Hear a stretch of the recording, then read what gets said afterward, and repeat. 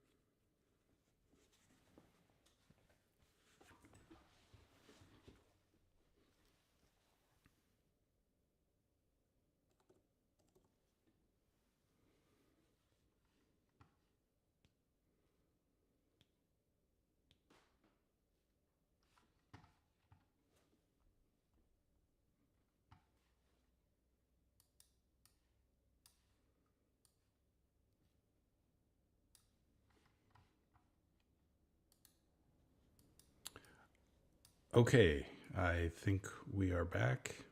Wow, that was pretty wild. Mac just okay. I think we are, and back. I think audio is working. Mac just totally wigged out on me, which is very, very out of the ordinary. So it was almost like a soft reboot, like the screen went black, but it didn't do a full reboot cycle. It just kind of came back to the login screen. So I'm like, okay, I was just using my mouse and keyboard user input. How does this thing like time out on me? And then I log back in and boom, like all the apps are closed. So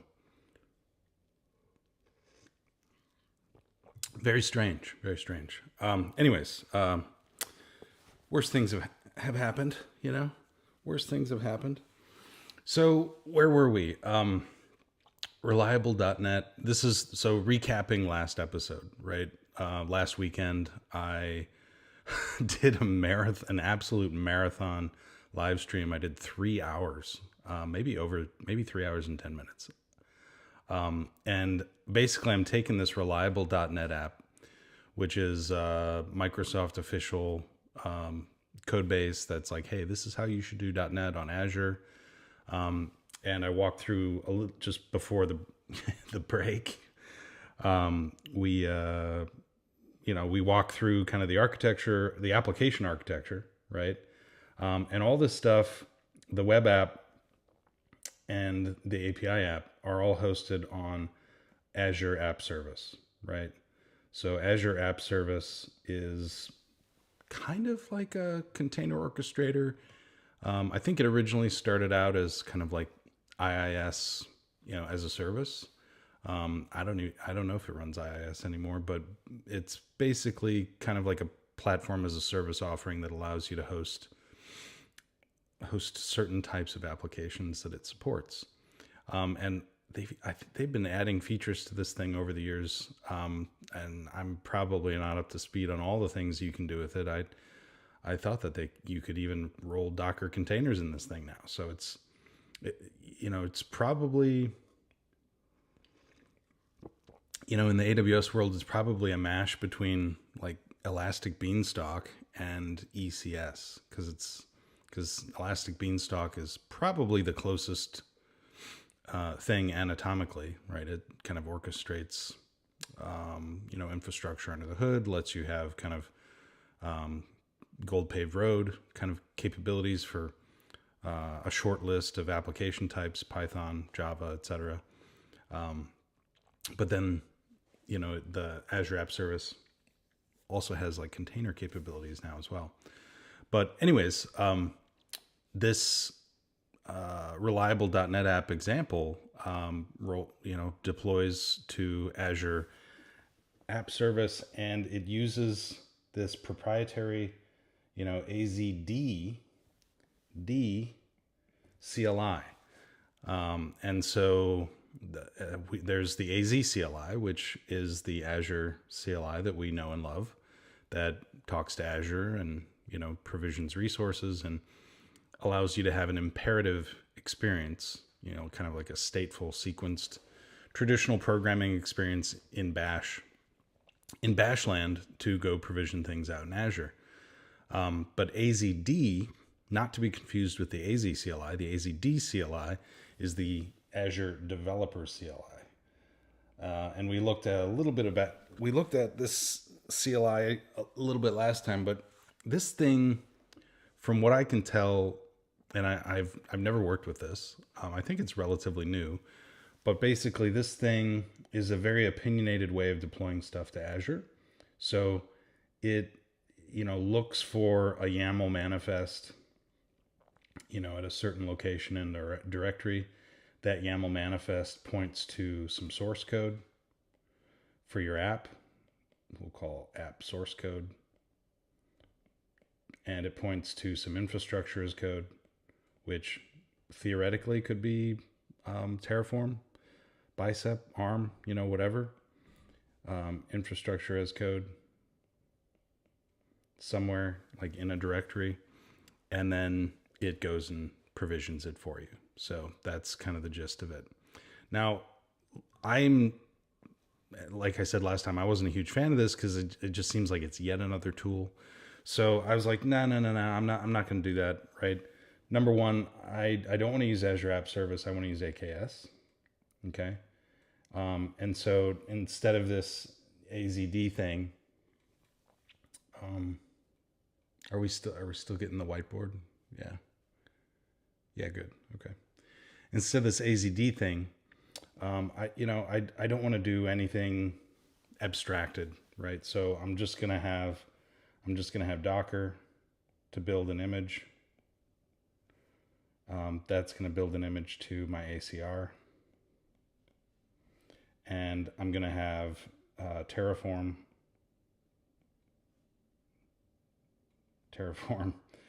provision the AKS. What else? Oh, yeah. And then I'm going to have kubectl, provision, the, Kubernetes stuff out into AKS. So these three tools, nothing on sitting on top of them, just kind of going to the original sources, right? AZD kind of abstracts away these underlying tools from you so that you don't have to know what they're doing. But I feel like that lack of understanding of what's happening under the hood is not the greatest thing. And the time that you invest in trying to figure out how this AZD thing works would probably be better spent, figuring out what the crap is going on underneath that abstraction layer. Which is where I come in on this channel.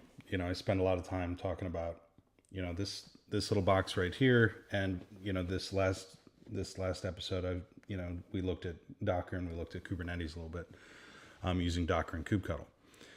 So, that's kind of where we got last time. I also built some GitHub Actions that kind of made all this stuff happen, which was probably, too much scope, which is why the episode went 3 hours, besides me talking forever. But anyways, what we ended up happening is we had in Kubernetes, okay, so in our AKS cluster,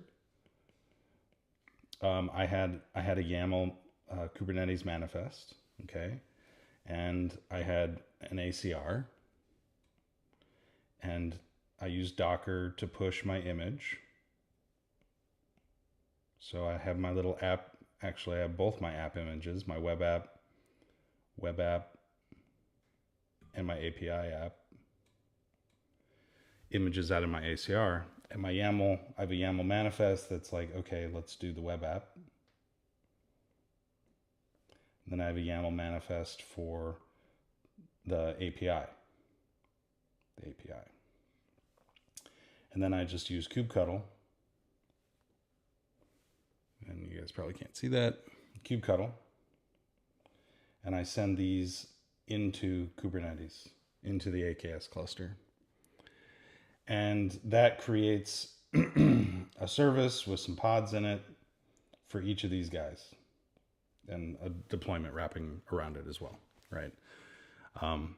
And so now that I've got this thing running, I was able to hit, Kubernetes AKS wires up, public IP address for each of these services that I can hit it. And I was able to go like where we concluded last episode. I went to a web browser and I just hit this public IP address and, it pulled up the web page. It pulled up the web app. And I said, all right, that's it. Mission accomplished. We're all done here, right? Well, not exactly. So today we're going to pick up where we left off. I'm going to go kind of diagnose the app and the web API. I'm going to see if it's working. Spoiler alert, it's not. Why should it be? Like I'm radically changing the architecture of this thing. I'm containerizing it. Like things aren't going to work all like just like the snap of the fingers. So no expectations that anything's going to work, right out of the box. So you kind of have to, as you're going through this containerization process, like if you're a developer on a team who's looking at using Kubernetes, like this isn't, I'm not trying to dissuade you from going through this process. Like as you see the way that I do deployments and stuff, you're going to be like, wow. Like if you've never seen Kubernetes deployments before, you're gonna be like, wow, that's fast. That's amazing. That's really cool. And it's a great way to operate. And there's a whole bunch of other benefits as well. But if you've been doing things kind of a non-Docker way, a non-Kubernetes way, right? There's gonna be some work getting your app to work and live happily in that environment. So this live streaming series, I'm going to do every Sunday, and we're just going to take the next step, right? We're going to take the next step every episode, and we're going to move forward with that. So today, let's start off with diagnosing like what's going on with this thing, and we'll see what we need to fix. I'm going to stop mirroring. And I got to drop into my Linux VM. Pull back my keyboard here.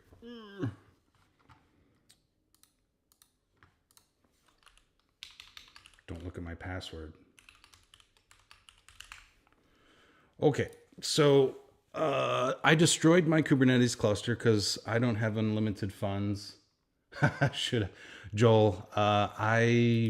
I start from the previous video? No, I kind of recapped it again. Yeah, my thing crashed, right? So we had a tough time this morning. It's a little tough, but I think we're doing good now. But thank you for the concern. So here we go. I do see Joel in chat. Nah, I think you're good. There we go. And there we go. Okay. So I provisioned this thing. I didn't leave my cluster running. So let me go out here. Let's see if I can find this cluster.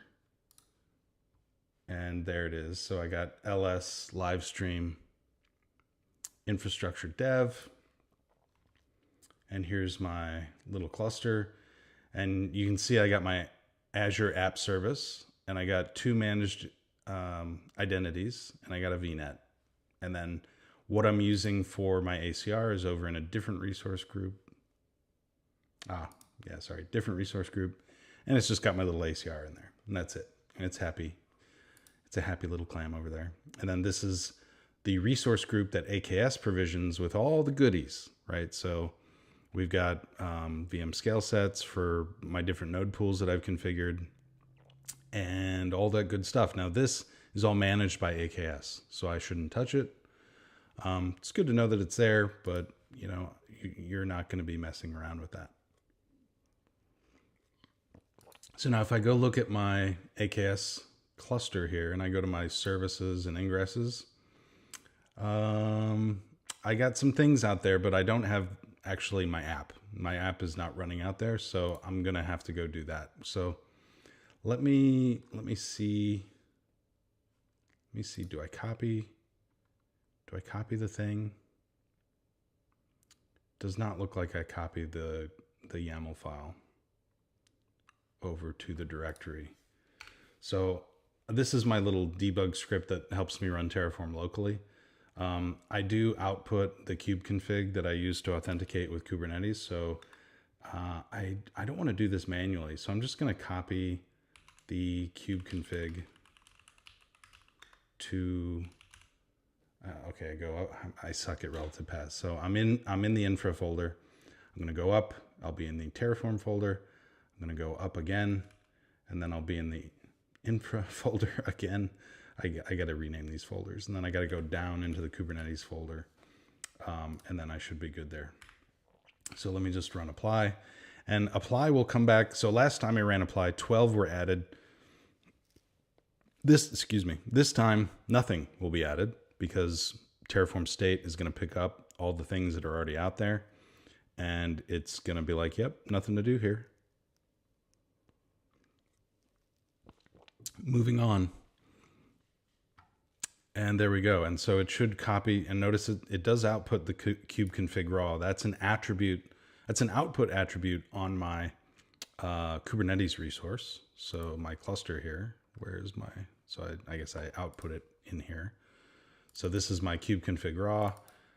When I provision my Kubernetes cluster, I just output its kubectl raw, and I mark it as sensitive so that it doesn't get spit out to the console for all you friends to see.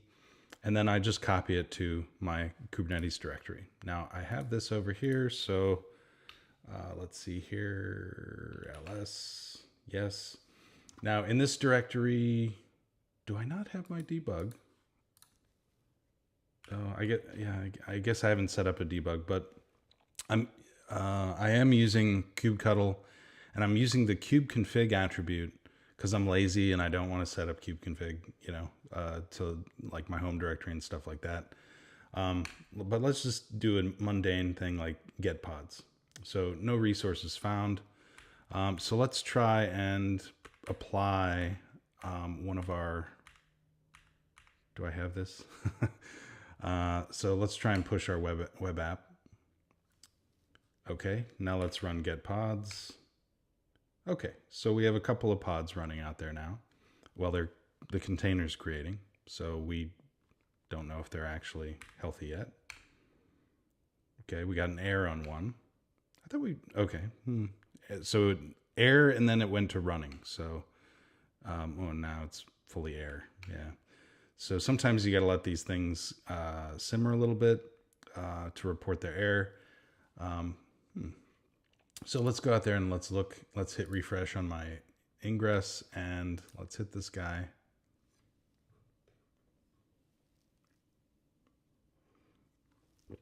And that makes sense. This thing is not responsive from the pip because the container's airing out. So let's go look at the command to go get the logs for one of my pods. So logs, and so I'm just going to pass in the pod name, copy, paste. We not getting any logs for this guy? Okay. I think I need to make this a little bigger.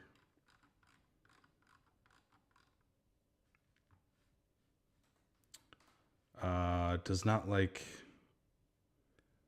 the Azure identity source. Interesting. So let's go. What version of my pod am I deploying? I'm deploying version 4. So, and I'm pretty sure that's the latest version. I think that's where we ended last time.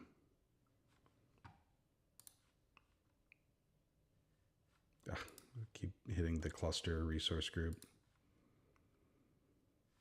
So repositories, web app. Yeah, 4. Now there's a gentleman that gave me some really nice feedback after last episode. I should probably pull that up and just look at that with you guys because it was pretty good feedback. I need to go to my web app. I want to go look at my startup. So I've got this, so something, it's related to identity. So it's probably authentication to the things. I may not have all of these settings passed. I was trying to start clean this episode. So let's open this to the side. So I have my app. It's probably an identity issue with talking to the app config and the app config managed identity. I may have undid something in my Terraform code that is going to screw me over. So I believe this happens in the program. Aha. So I got app config managed identity. And so this is one of the pieces of feedback. A friendly internet stranger reached out to me and said, a way that I could use the default Azure credential. And I think the reason why I chose to use managed identity credential is I often work in Azure subscriptions where the enterprise drops in managed identities on top of my environment. So I try and always be very specific about the managed ID.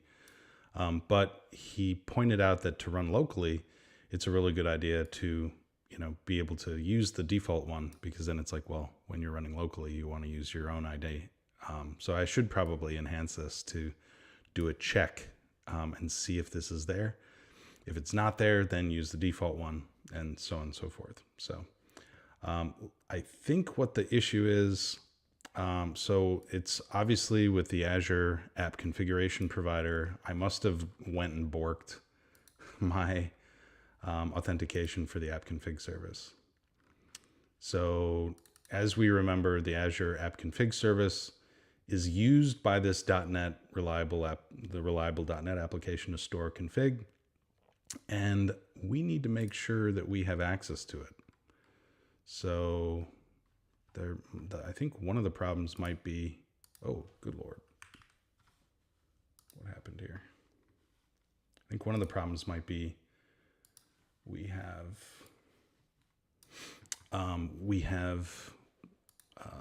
a missing role assignment for our web app.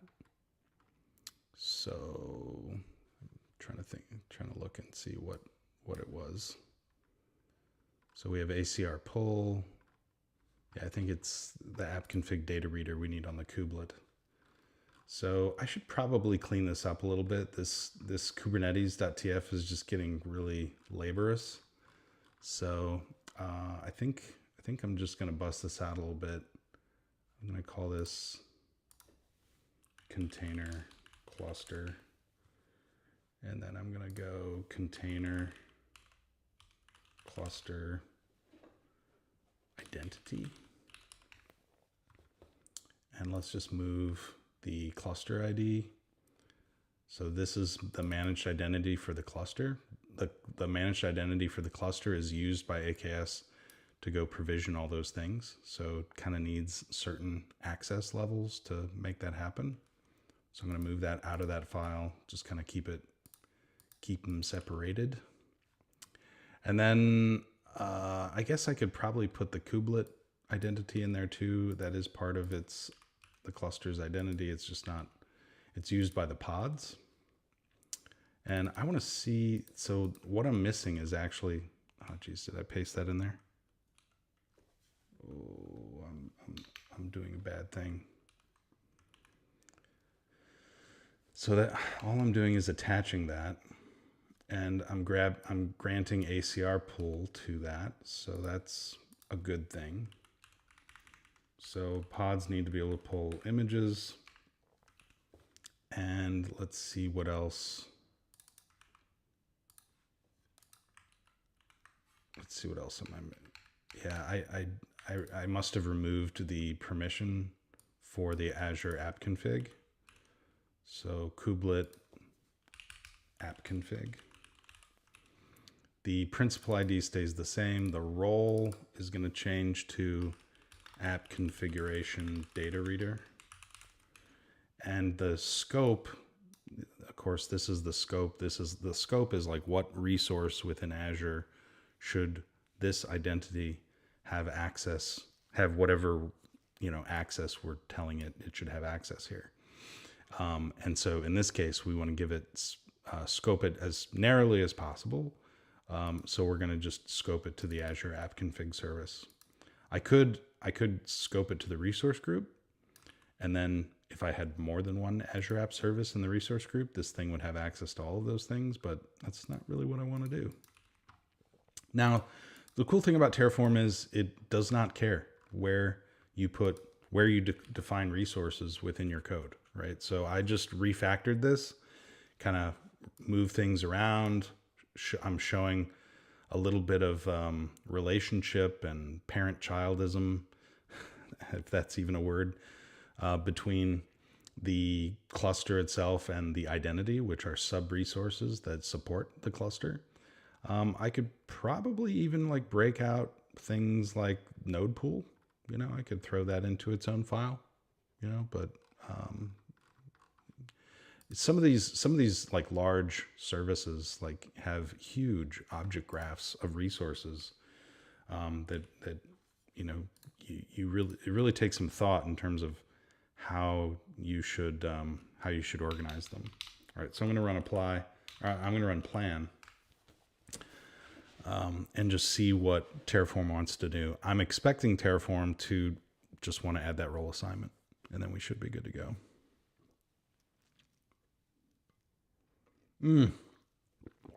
I remember last time we had RBAC propagation issues. So I applied this role assignment, but it took like, 5 minutes, 7 minutes for the actual permissions to be granted to the thing, which kind of perplexed me. I was like, whoa, this should work. This should work, man.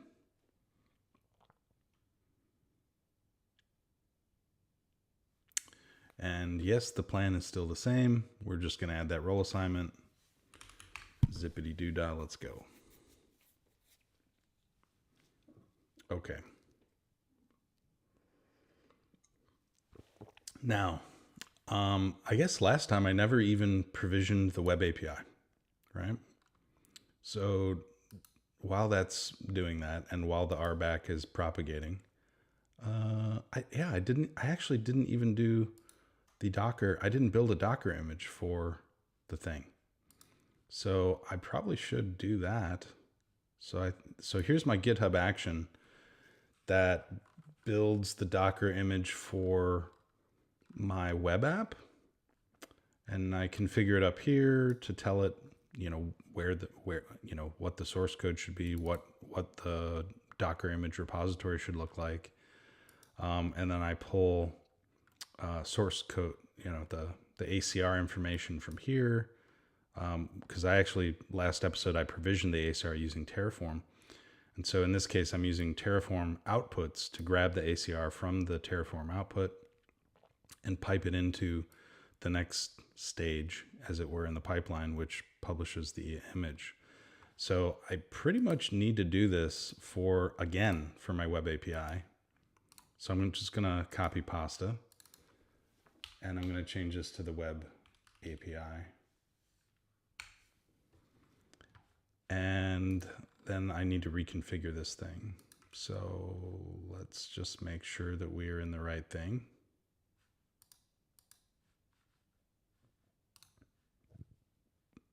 Close others. I don't want to see it. API. This is going to be the web API.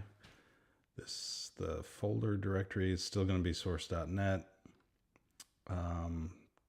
I can't collapse on this VM. I shrunk it down to maximize the viewable area for my audience.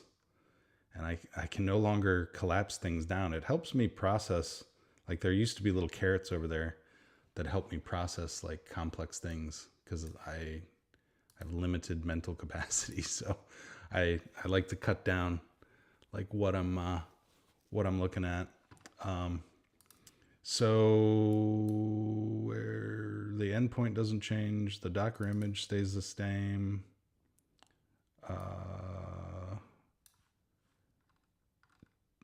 Where it should be the Docker file. The Docker file needs to change because the Docker file has all the things. So yeah, here we go. My bad. The path to the Docker file. Now, last episode, I think one of the audience members pointed out that there is a command in Docker, or a parameter in Docker that allows me to avoid this whole copying the file. Like I can set the file to whatever I want it to be. Ooh, and I didn't actually build a Docker file for the web API. This will be pretty easy. It's like pretty much the same thing. I just have to like make sure I change all the things. So the .NET source code, everything is in .web.api. So this is going to be a little bit tricky. I keep hitting Apple. .web. So anywhere there's a .web, chances are it's going to change to a .web.api. So .web.api. Well, first of all, see this is so curmudgeon. Like I don't know if I can easily replace all with this. So I'm just gonna see. I can't do a search and replace because .web.models doesn't change. .web.models would have to stay the same. So that kind of breaks my search and destroy filter. I complained last time that I would probably restructure this project. I assume the DLL is going to be web.api. I presume. Blah, blah, blah, blah. Okay. Yeah, this looks pretty good. So I got my Docker file. I got my GitHub action. I think I'm good with this. Let's just push this. Let's make sure I'm not pushing any bad things. So I'm just moving crap out of this Kubernetes.tf to the cluster.tf, and then moving the AKS identity stuff into its own file, so like my brain doesn't explode. I created a new GitHub action for building the web API Docker image, web API Docker image, and TF refactor. So let's just push all that, commit and push. And then when I go out to my GitHub Actions, I should see a new friend. Here's my friend. And let's just run this. Now remember last time, my ACR lives in this environment here. So I have to point my GitHub action, I guess my GitHub workflow at that environment in order for it to run Terraform, pull the correct ACR. And so now, assuming this is going to be successful, I don't have a good track record for things magically working the first time. So, what about you? Do things magically work for you the first time? I'd love to know if somebody out there has a golden touch.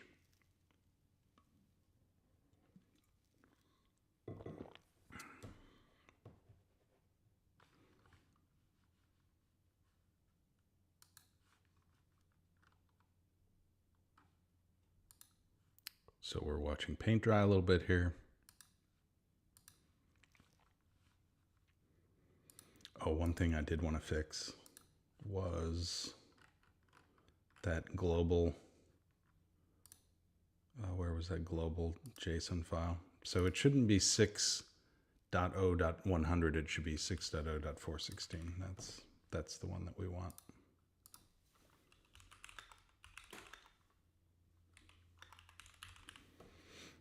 There's a method of looking up the correct .NET version. It looks like our image built. So let's go check our ACR and we should see a new friend. There's our new friend. And oh, we're in November now. So that's a new image type. 2013 11.1. I think I can remember that. Those of you in chat, if there is anybody out there, help me remember the Docker version name. So I need to copy pasta. Didn't I already do this? I guess it was the Docker file. So now I'm gonna change this all to just be the web API. Now this I could probably search and replace. Why? Web app. All right. Who's paying attention? Bloody hell. I need the version number. Is anybody out there? See, when I'm in I don't know how to pull up chat. I don't know how to see in Restream. I don't know how to like go to the stream where I can see all of the things, you know, all of the chat.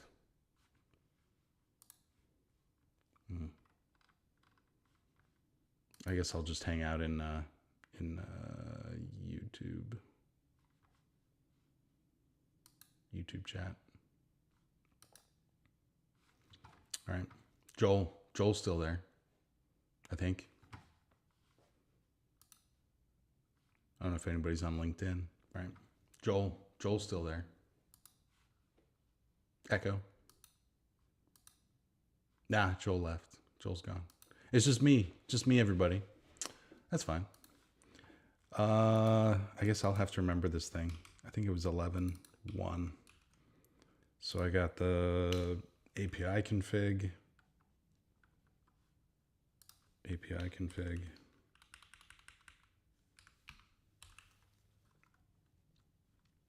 And I don't think that changes at all.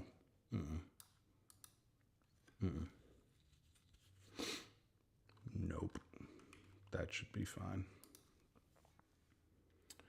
My Terraform ran. Now I need to do a Kubernetes deployment for my web API.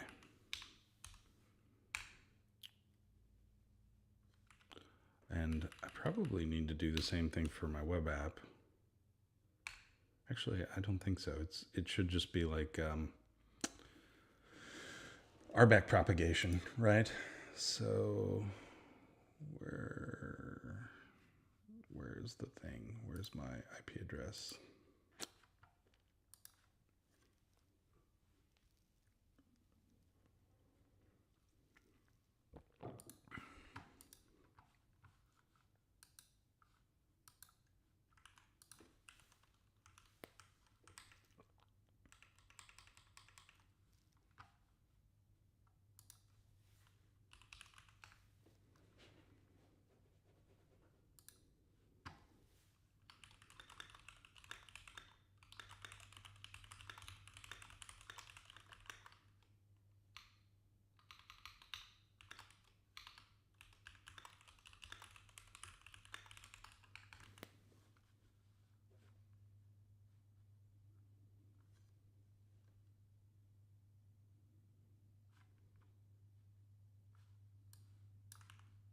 Let's make sure that's accurate.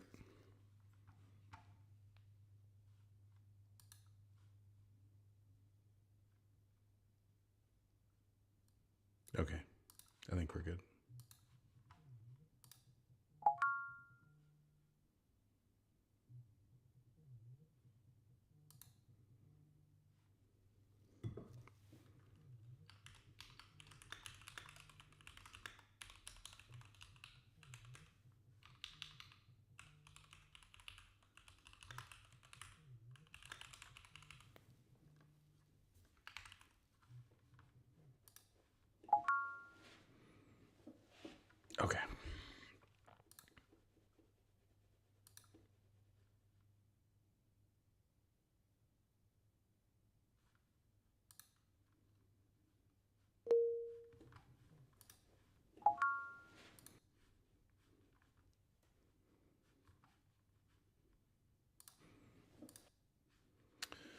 All right, fine and dandy.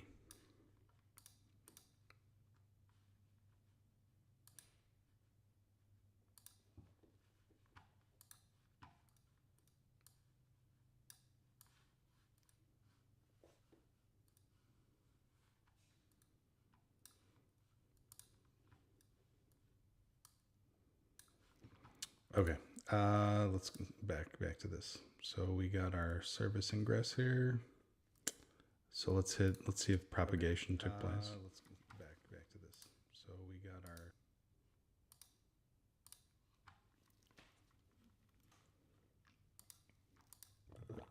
I probably should just like get pods again, see if they're healthy. It's kind of silly.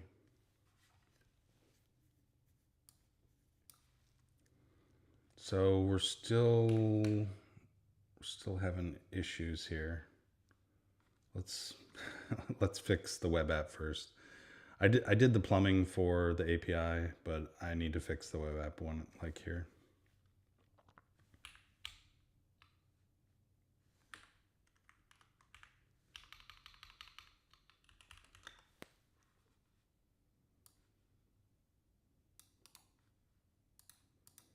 Might have to do like a, yeah, it's still like the app services, access of the managed identity to the app service.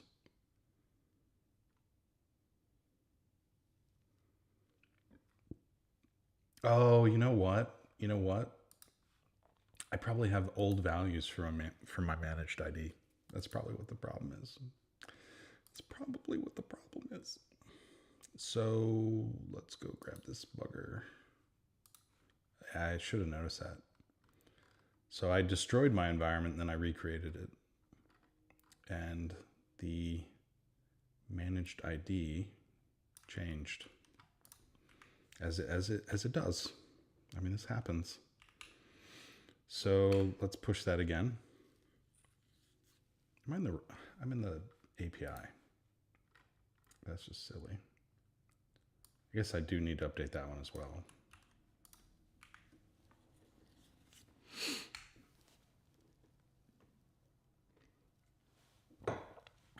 I might have to do like a rollout.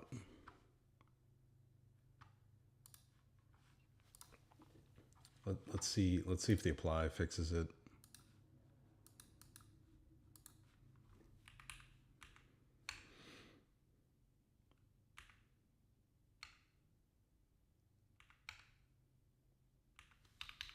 Doesn't look like it.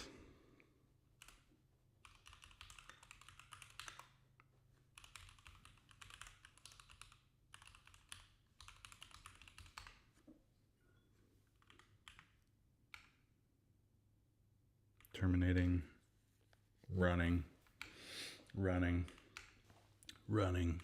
Looking good. Are we back? We might be back. I think we're back. Let's smack. Oh, God, that might be cached from a long time ago. Would my pip be the same? I don't think there's any guarantee of that.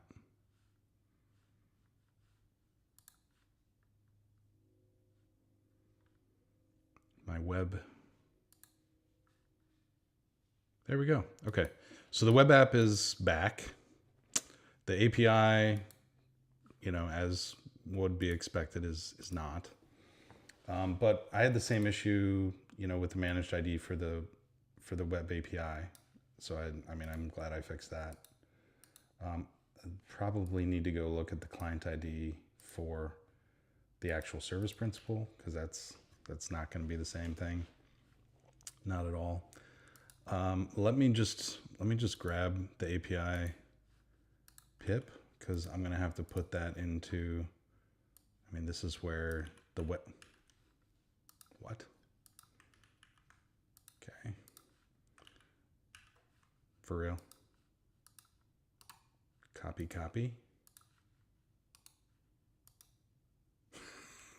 What the? This is the most ridiculous thing, man. Does copy and paste not work on Linux inside of a Mac? No, apparently. It's like pissed off. For the love of God.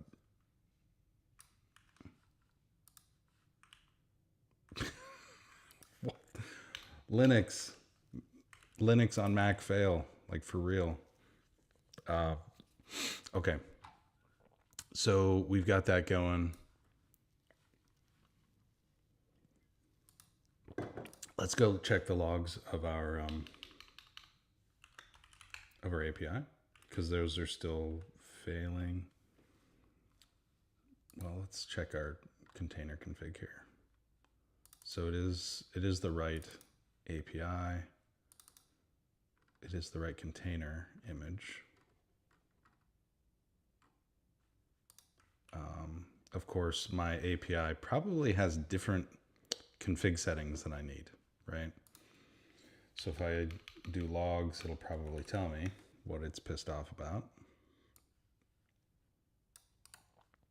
Of course, not having a great time with copy pasta.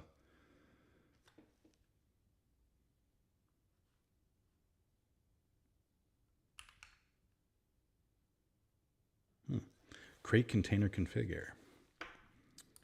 Config map. Oh, I didn't update the config map with the correct name. It's got to be a unique name. That's more copy pasta errors. There we go. Let's do some get pods. Okay, I think we might be getting away from the badness. Kind of surprised if these don't error out though. So let's hit the API. So cannot find, so this is familiar. We saw this with the web app. So I'm probably gonna have to go do some spelunking in the .NET code to see what's broken. So the .NET Web API, if I go look at the program,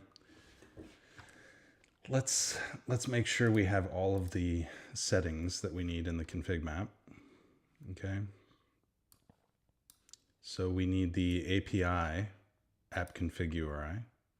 So they're using a different name. So it's not app, it's API app config URI, which I'm probably going to need to set the managed identity as well, just like my my other .NET code. So let me go in here and we'll add the same managed identity code. So I'm grabbing the managed identity from the config and I'm going to set that. Where should that go? Has required config settings. I guess it can go right there. And then instead of the default Azure credential, I'm going to use this new managed identity credential. And yes, my fellow internet stranger, you know, I like your idea, but I want to be specific about the managed ID that I'm using. So I think eventually I'm going to take your advice, but eventually I'm going to change it so that I am doing I guess I'm going to put some guards in here to check and see if a managed identity is specified explicitly, and if not, then we'll roll with the default one. But that way, for environments where outside actors pipe in managed identity onto your stuff, you can control that. So I've got this managed identity now. And I think I was looking at it. So the Azure AD config, I think, is in a different spot too. Where is the app config? Yeah, it's not just in the root Azure AD. It's in an API, and then the thing, which is kind of odd. And then I don't think I would even need this in the API, because the API is not going to talk to the API. Right. All right. So I've updated the config map. I fixed some paths to some of those environment variables. Let's make some updates. Let's get some pods.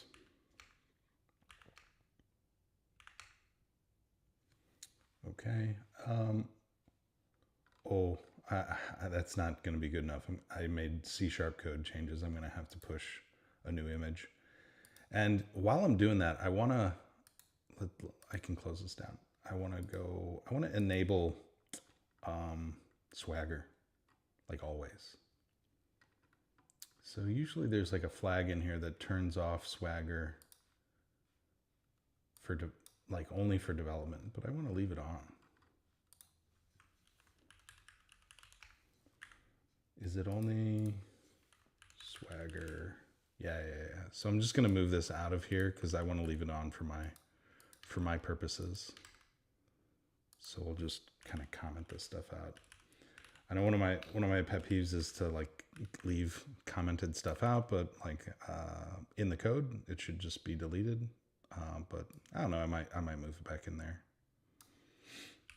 Yeah, let's get rid of it. Okay, so we're gonna leave Swagger in.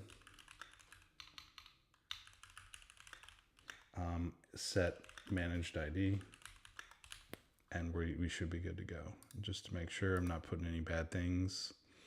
GUIDs are not secrets. Yep. So I think we're good. I think we're set. All right, so let me go back to GitHub and push a new Docker image for my web API.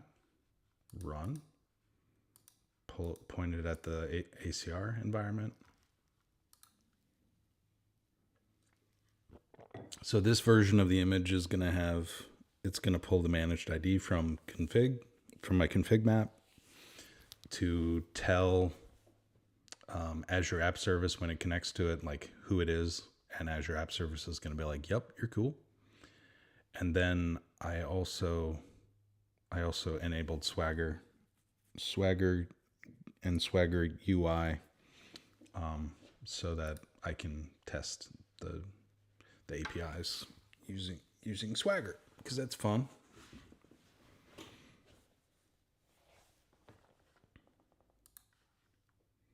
So we're waiting for our Docker image to roll out here.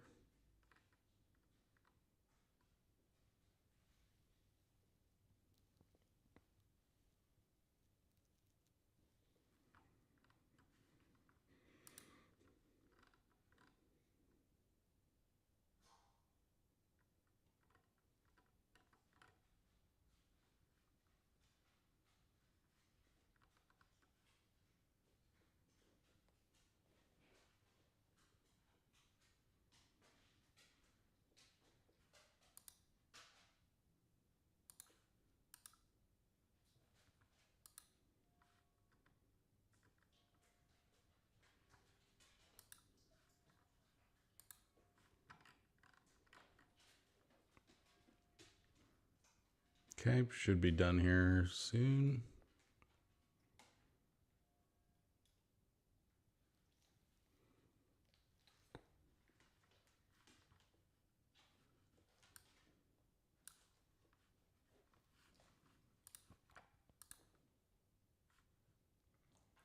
All right. Let's go grab the version of that image. I think that build and push should be down at the bottom under metadata. 2023 11.2. Shocker. Right. I mean, that's one of the benefits of setting up a predictable Docker image version naming convention and dynamically generating it. Like, you should not be a big surprise. So let's go apply that, and let's go get pods. We can see them terminating and recreating. Wonderful. Let's go hit the API. See if it's there. This is our friend, isn't it? Let's refresh. So, yeah.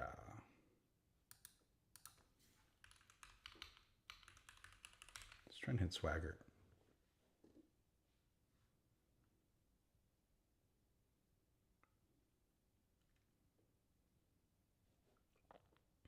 I think we're having pretty massive problems with the API, even though it's not reporting unhealthy. Oh, there. Okay, it's reporting unhealthy now. That's good. Let's go check it out. What's happening with you, Mr. API?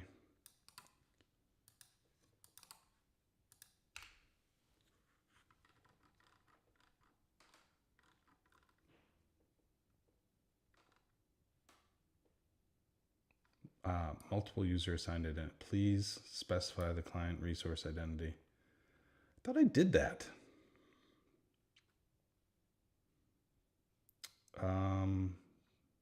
Where is it doing that? I thought I did that.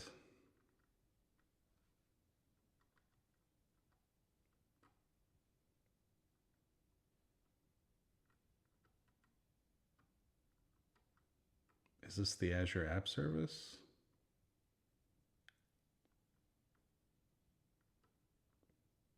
It does look like it is the Azure App Service. Add Azure App Configuration Extensions.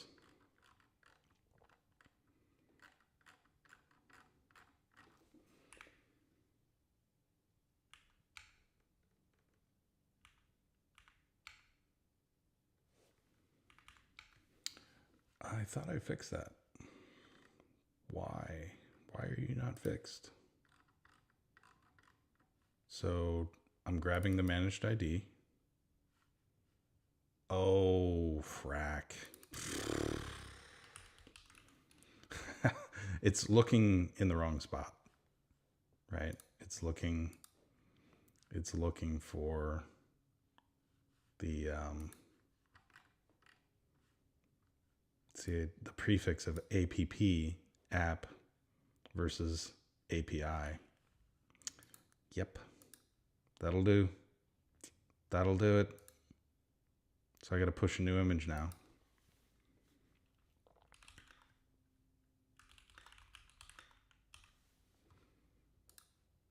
Rough.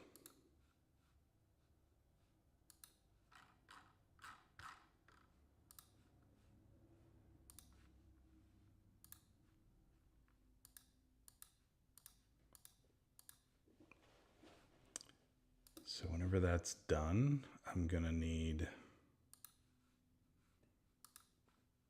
version 3. At least this becomes more predictable.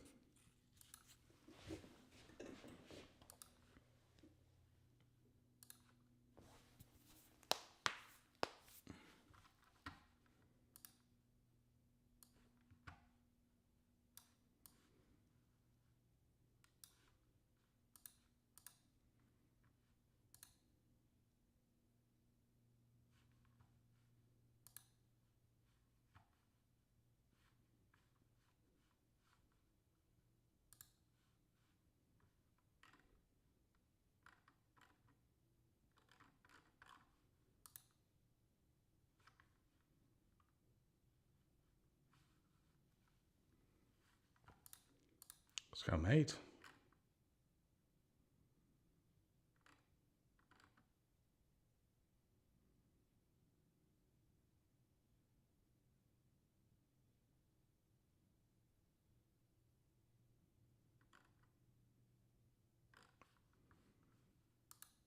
Okay, Docker image done. Let's go back here. Let's reapply the updated Web API manifest. And let's go check our pods. Terminating, running.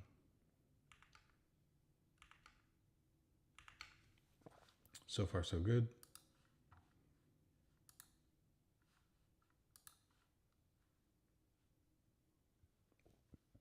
Bam. All right, Swagger is loading. That's fun, right? Let's go look at this thing. What can I do? What can I do? Can I create a user? Let's try it out and see what happens. 1, 2, 3, Billy Bob.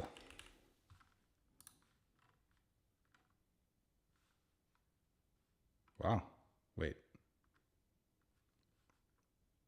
Did that work? How could that work? That can't work. I don't even have a database. Yeah.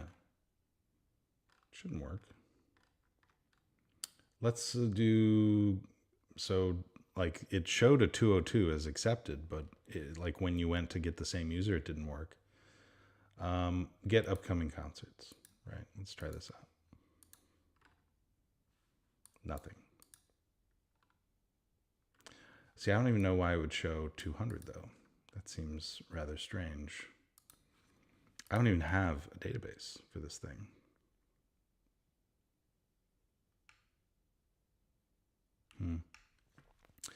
So I think number one, like the API doesn't have any liveness probe or healthy probe, you know.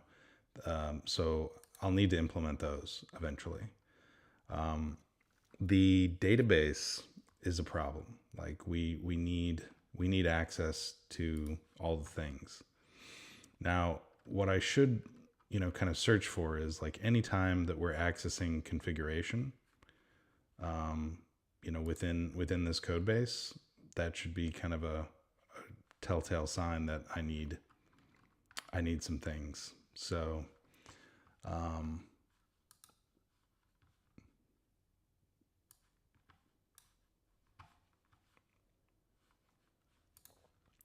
I know this is using Redis. So let's just see if we can find the Redis cache.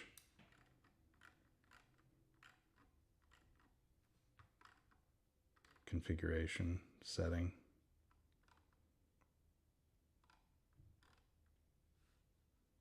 So that's in infra. Here we go. So we need, they're using a connection string.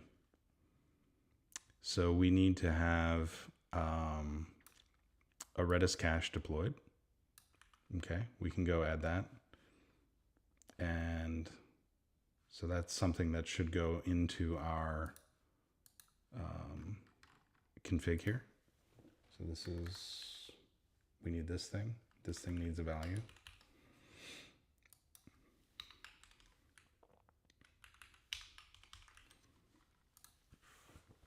Okay, now there is also, let's look at that code, because if I search for configuration, open quote like that, I should be able to find all the places where this happens. So we need Redis Cache. Oh, that's the web app. So I should just look at the API. I don't care about the web app right now. I just care about the API. So I've fixed all these. I fixed this. I got that. Ooh, we need app insights. Okay, so this is something that we need. So I need to, the highlighting is really funky.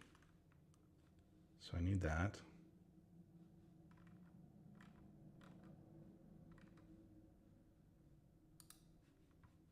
Good Lord, what is happening here? Can I just go look at the thing?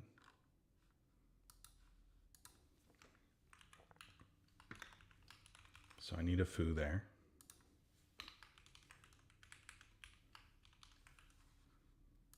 It's gonna be pretty long. That's weird. It's like app API, yada yada. Like, okay. Are you for real? Like, why? Then we need this connection string here. Okay, so this is our SQL database thing.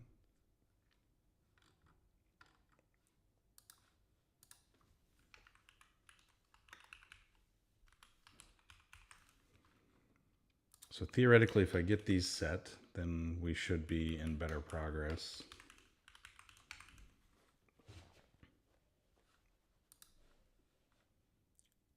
Oh, Azure Search Service name. Holy cow. So we need like an Azure Search Service. Wow, this is getting a little wild. How about like close others and then let's just go.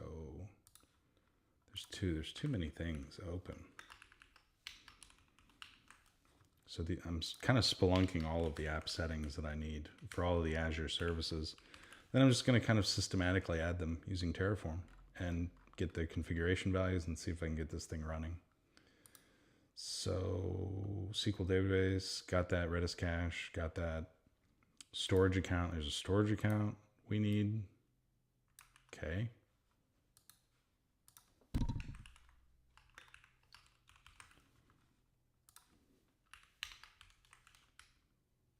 All these things need, and then a storage account container makes sense. Makes a lot of sense.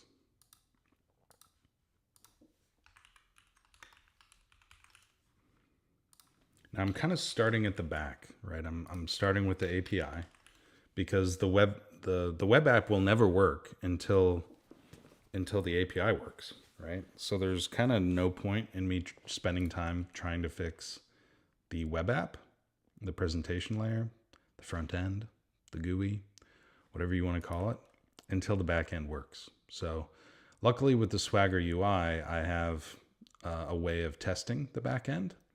It doesn't seem to be returning very reliable results though. So I think error handling might be like eating some of the bad stuff that's happening, because literally there is no SQL database. So I don't know how a web API that is maybe it's like doing some funkiness, like if there's no SQL database, like it's gonna go try and hit a mock or something.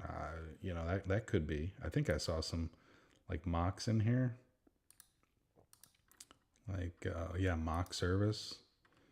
So maybe if you don't pass in those things, it returns a mock and it pretends like everything's okay, but it's not. It's really not. So that's bad. Not a huge fan of that. Okay. So I think I have a game plan. The App Insights is probably the easiest one to go do. So let me just go to my friends over here. App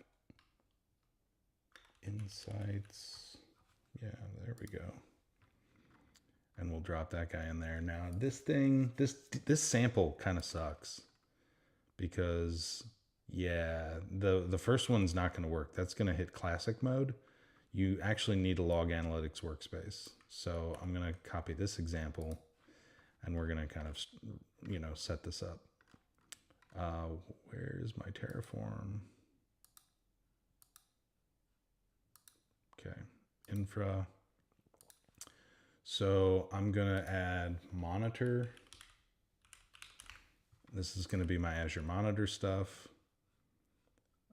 I'm going to add app insights.tf because I actually things might get a little bit more fancy with App Insights, because there's a lot of things you can do with App Insights. I hate the names of these things, so I'm going to have to fix this. The prefix for this is APPI. And then let me just go snag the naming convention. And we're going to drop this in the main resource group. Main, logs, main. And okay, so App Insights should be good. Let's go to our logs under monitor. Main. This is going to be logs. And then let me go grab my naming convention. Monitor, logs, blah. There we go. Okay. So now let's go back. Good Lord, why is my Explorer so huge over here?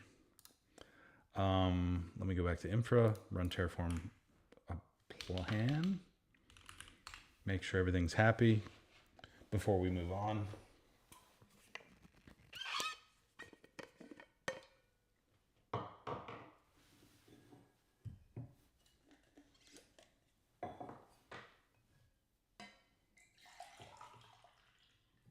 Round two of coffee.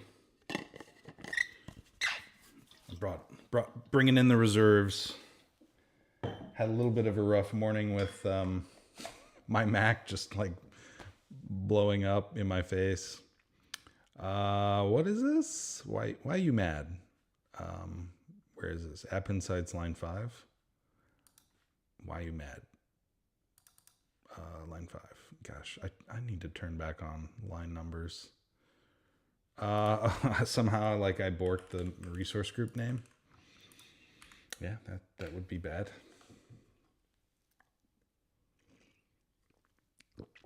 Now, you would think that could come back quicker. And that's usually why, I put like a Terraform validate in my pipelines, because I'm pretty sure Terraform validate is gonna figure that out. And then we don't have to wait for the plan, because the plan like spent a lot of time thinking. And so let's interrogate the plan. I don't know if you guys saw my latest parody video, Zoolander, the gasoline fight scene, where they didn't check their plan before they hit auto approve. You should check your plan to make sure you're doing the right things, because it will give you check the name, check the resource group, check, different settings. And then once you're happy, then you can run apply.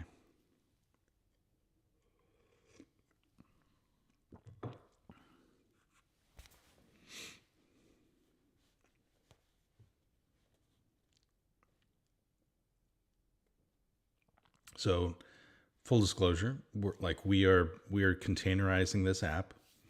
I'm not going to apply all best practices like from day one. We're going to organically containerize this thing, right? So I'm going to be going through the process step by step. And so there may be some intermediate steps that I take just to get everything working. And validate like everything's happy, because when you do this with a brownfield application, it's not going to be a pristine environment, right? There's going to be things that are kind of wacky. So it's important that you break things down step by step and push that fog of war forward as you solve those problems, and as you bring in new changes. You don't want to bring in like 100 different changes all at once. You bring in one change or two changes, right?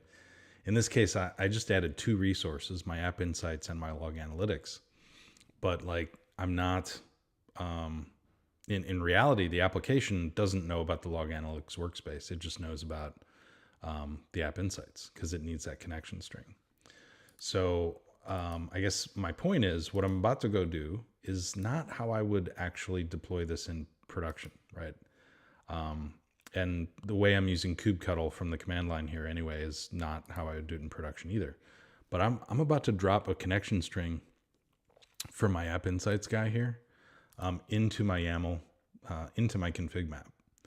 And again, this is not how it is done, but it's it's what I'm doing, to kind of get this thing step by step put in place. So when I run the apply, I'm going to add that connection string out there for my App Insights, and now App Insights should be happy, right? I'm going to go do the same thing for Redis Cache and for SQL DB. And so I'm going to be dropping this stuff into this config map, updating the config map, and then going and retesting the application. So the next, let's hit Redis Cache. How about that?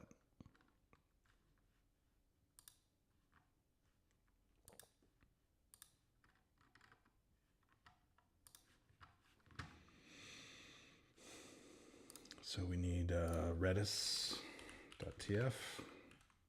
Let's go find our friend out here, Redis Cache. Let's go throw one down.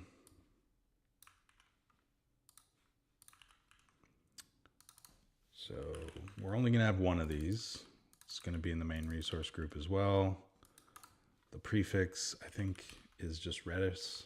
And then let me go snag my naming conventions.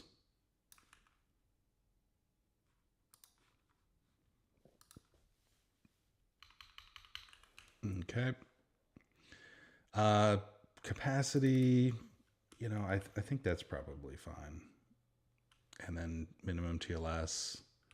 And I probably want to set the zones up to 1, 2, 3. So we hit all the zones. And then Redis configuration, really not a huge deal, but let's just say max memory reserved. Say 30, max fragment 30, and then max memory delta 30. Okay. And that should be good. So let's go back to our infra. Let's run Terraform apply. I'm not auto approving here. I'm going to review the plan. This shouldn't be too dramatic of a change. And we're going to go put this in place.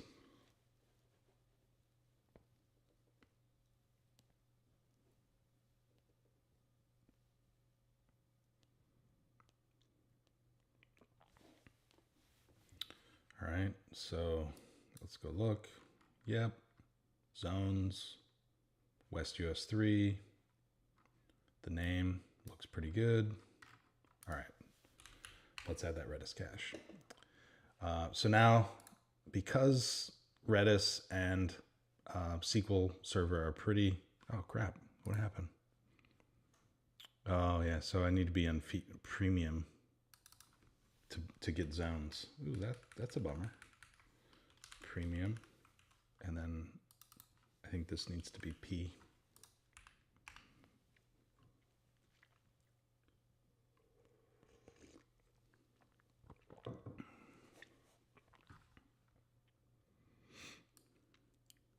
Multi-zonal Redis cache. 2 replicas. So basically, if we have a zone outage, my application will be hitting this Redis endpoint, and the Azure Redis service will automatically fail over requests to a replica in a healthy zone. Okay, so while I think Redis is happy, let's go set up. Well, let's just go set up a storage account, shall we? Storage account's pretty easy. We've done a lot of storage accounts before in our days. Storage account. Storage account is a little bit tricky because it has funny naming conventions due to the ridiculous naming. You know, just like I don't know what this thing is used for, like, but I want to call it like application storage,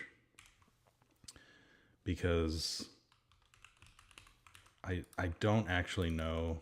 There may be storage accounts are usually things you tend to have more than one of them, because they're not there's a lot of services that use storage accounts for kind of mundane things, useful things, but it's more like, like, let me use this storage account for staging stuff or like whatever. So now I can't use my naming convention per se, right? If I just copy paste this, I'm going to have issues because storage accounts must be all lowercase and, wait for it, no special characters. So just removing this doesn't actually solve my problem because my actual application name has a hyphen in it. So I'm going to have to declare a special storage app storage account name. And I'm going to have to use replace, and we're going to pass in a string, and we're going to replace any hyphens with nothing, empty. So this isn't perfect, but my naming convention, it works for my naming conventions because I usually restrict myself to just using hyphens as my separator, and no other special characters and no mixing of capital case. So all lowercase, hyphen delimited is how I roll. Oh God, did I pick the wrong service? Redis Cache takes forever. So we might have to do like storage account. This is not exotic. So while Redis is like spelunking, maybe I should just do SQL Server because SQL Server might be a little bit more challenging. So let's go out. Oh, yep. So while that's rolling, let's go look for SQL. And I think it's like MS SQL now. So because we got MySQL, we have all these different database services now, but this application uses, and if you go to Azure SQL Database, it's gonna tell you like, hey, this is deprecated. You know, go use this thing, right? So that's kind of nice, right? But this is what I want to use. So I think I just need these things. So I'm going to go grab this, and we'll just create a little MS SQL. And I think I can get away with a main on the server. I don't really anticipate having, you know, like a multitude of, you know, servers at all. And actually the prefix is just SQL. Now the database is SQL DB, but of course I got to go add my naming. Oh God, I got to go add my naming. Excuse me. My naming conventions in here. Oh, what happened? And we'll just hit the main one, and we'll hit the main resource group. And we are not using that password. That's kind of silly. I'll just go, I should have like, let's go look up random password. Random password. Yes, this is what we want. And just throw that right there. Go like this. Var, no, not var. What am I thinking? Password, random password.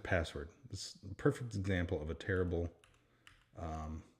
SQL server. Terrible name for a resource. Of course, it comes out as the result. And then I think I'm just going to pass this in as MS SQL admin username. Admin username is kind of like my jam, like that. Admin username, admin password. If you're going to pass it in, might as well do that. And then let's throw on a very mundane Azure Terraformer, I guess. Yeah, that'll be fun. Why not? Okay. Silly tags. Please tag your resources. Just because I don't invest a lot of time in FinOps on this channel doesn't mean you shouldn't do it. You should do it. It's a really good idea. Please do it. What do I need? So I think I'm good. I do want to add the kubectl user. So there is this block.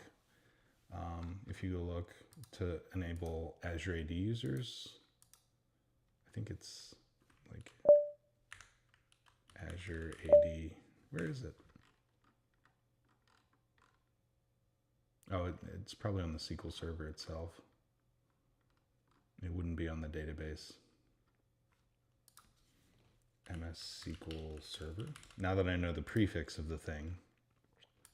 Yeah, there we go. So Azure AD. Azure AD administrator.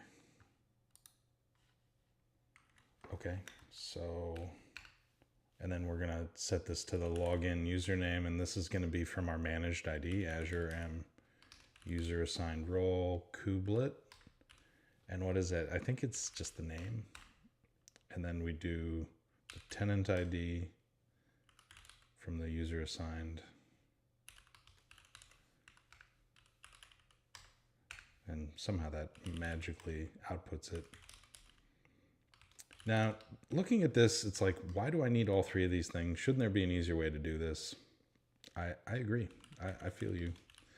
And actually, user-assigned identity, just kidding, does not have an object ID. I need to use the principal ID. There we go. And so I think I should be good there. So now I've got my SQL database. I've got, do I have a key vault? Am I jamming this stuff into key vault? I guess not really, not yet. Key vault integration is going to come. Again, I told you I was going to be lazy, so. This Redis cache is taking forever. Now, let's go interrogate their Bicep and just see like if we're sticking true to all these things, right? So they have infra. Let's go look at their SQL database and see if there's anything spooky. Where is it? Oh, their Bicep is so hard to read, man. So I think main is where it starts. And so because of the way Bicep is, they have like all of the stuff in one file. Your target scope is subscription, so they must be provisioning a resource group in here. Crap load of parameters. Grabbing, so we have a module. So again, modules are files, not folders in Bicep. So that's why we have all these files in here. And we have, so not only do we have to declare all of the input parameters for each resource, which seems kind of silly. Like why wouldn't you just, how many lines of code is this log analytics Bicep thing? Where is that? Log analytics workspace. Here it is. Like, look at this. Like I've got all this fluff. This is just straight fluff, right? Like, why wouldn't I just embed this bloody resource in the place of this? You know, it's like, now I don't have to go look for some crazy file. Because what does this file have in it anyway? Just a bunch of parameter declarations and a stupid resource, which is the same number of lines of code as this module. This shouldn't be a module. It's very irritating. The way that they've done Bicep, you know, I kick Bicep around, but like, you know, you can take any tool and kind of screw it up. But which I would say this is not the way to do Bicep, or like infrastructure as code in general. Like, this is an unnecessary abstraction layer of a very, very simple thing.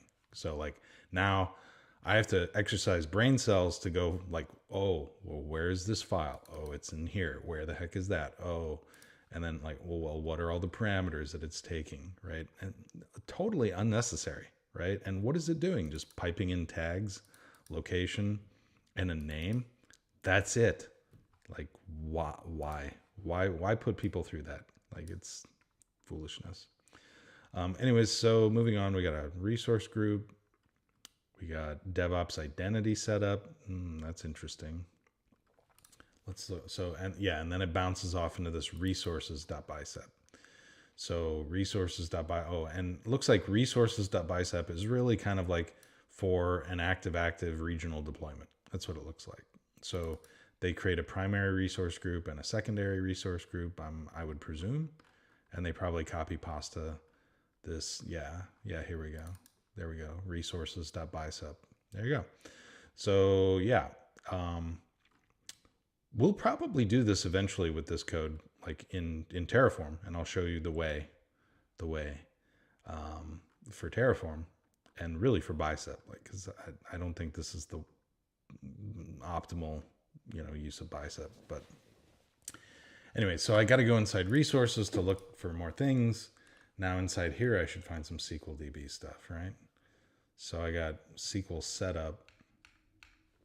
Well, while I'm doing that, why don't I run apply, and I'll continue to, because the SQL server might take some time to provision as well. So where's my MS SQL friend? SQL DB. So I've got this SQL database setup thing. Now it's taking in this DevOps managed ID. Not sure why it's doing that. So let's look at my plan. Sorry guys, I'm bouncing around a little bit. Make sure my plan's happy. Oh, I hate that. See, you gotta check this. Look at this. I left some example crap in there. It's called test. Nasty.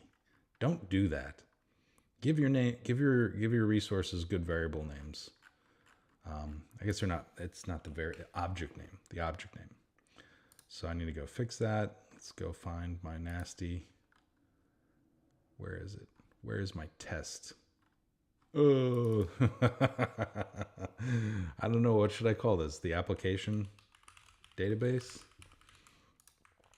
I mean, it's the application database. There we go. All right, back to Bicep. Cringe. So we're calling this SQL database Bicep file. We're passing it a managed identity, is prod, and more of this, and then we have a different managed identity. So it's almost like we have two managed identities.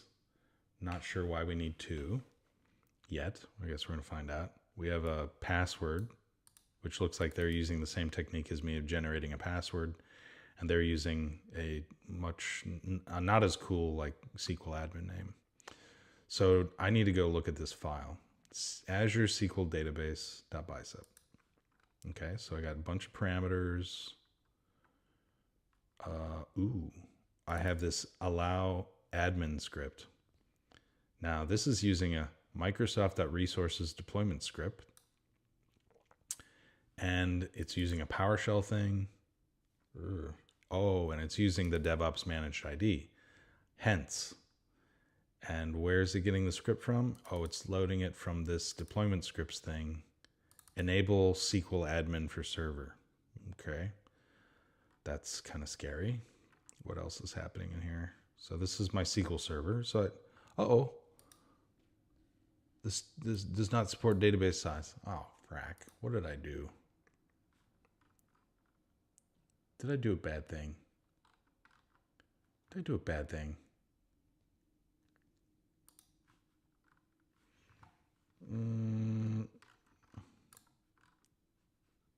Where is my stuff? Why did I open this file? Go away. Okay, MS SQL. What are you going on about? Oh, S0. Did I miss that? I guess I should just use that. 500. Let's just make it a big boy. End zone redundant true. Okay, let's try that.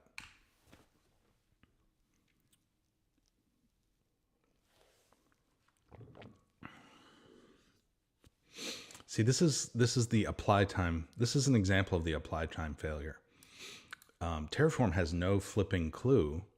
Like, unless somebody programs the provider to be like, yeah, S0 can't do that, you know, like then you're gonna get apply time fail, right? And you're gonna have to go, what did I do? You know, what did I do? How do I fix this?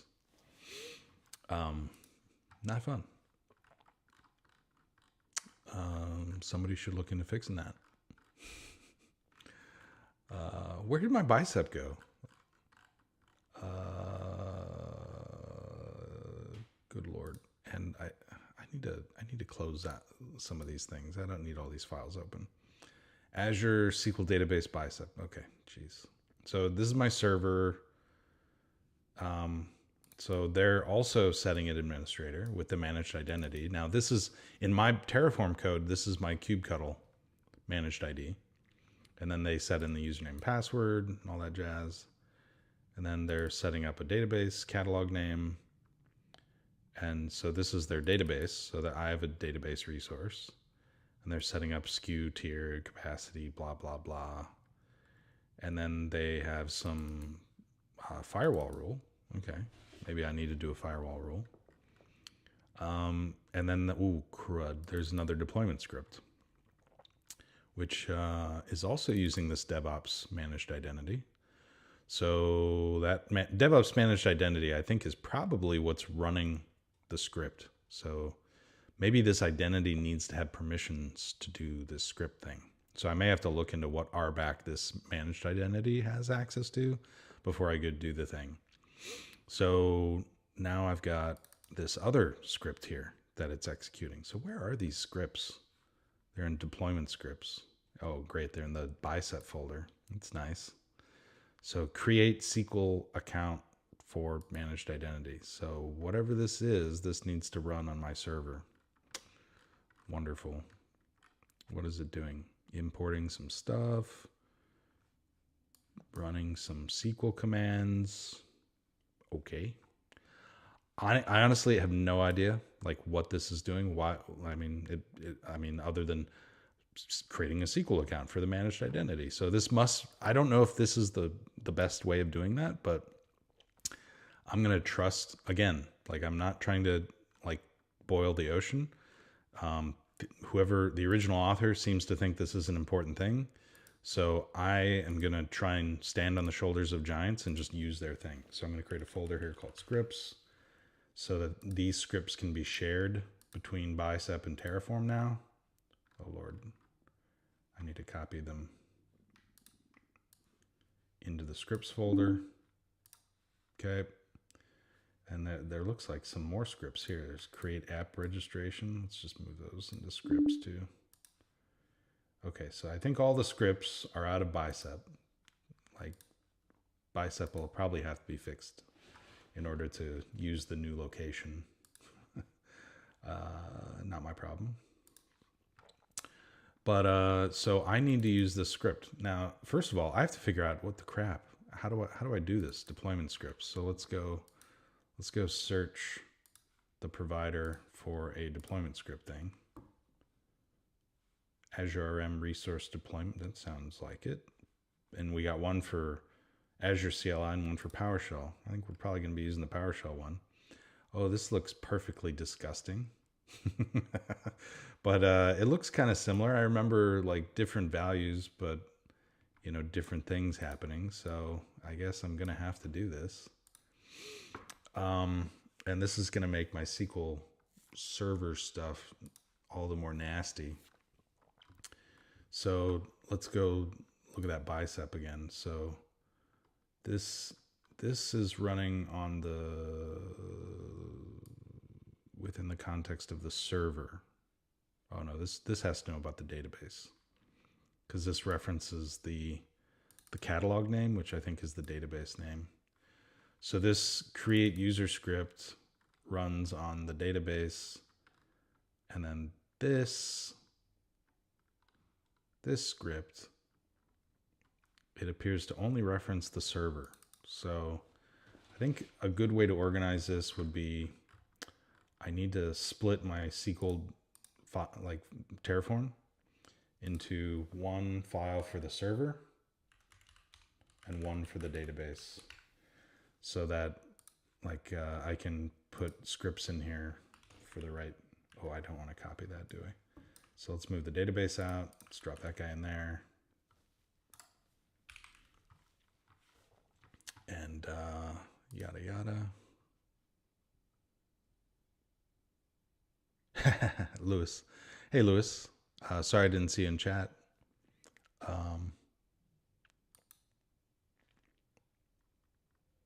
Yeah.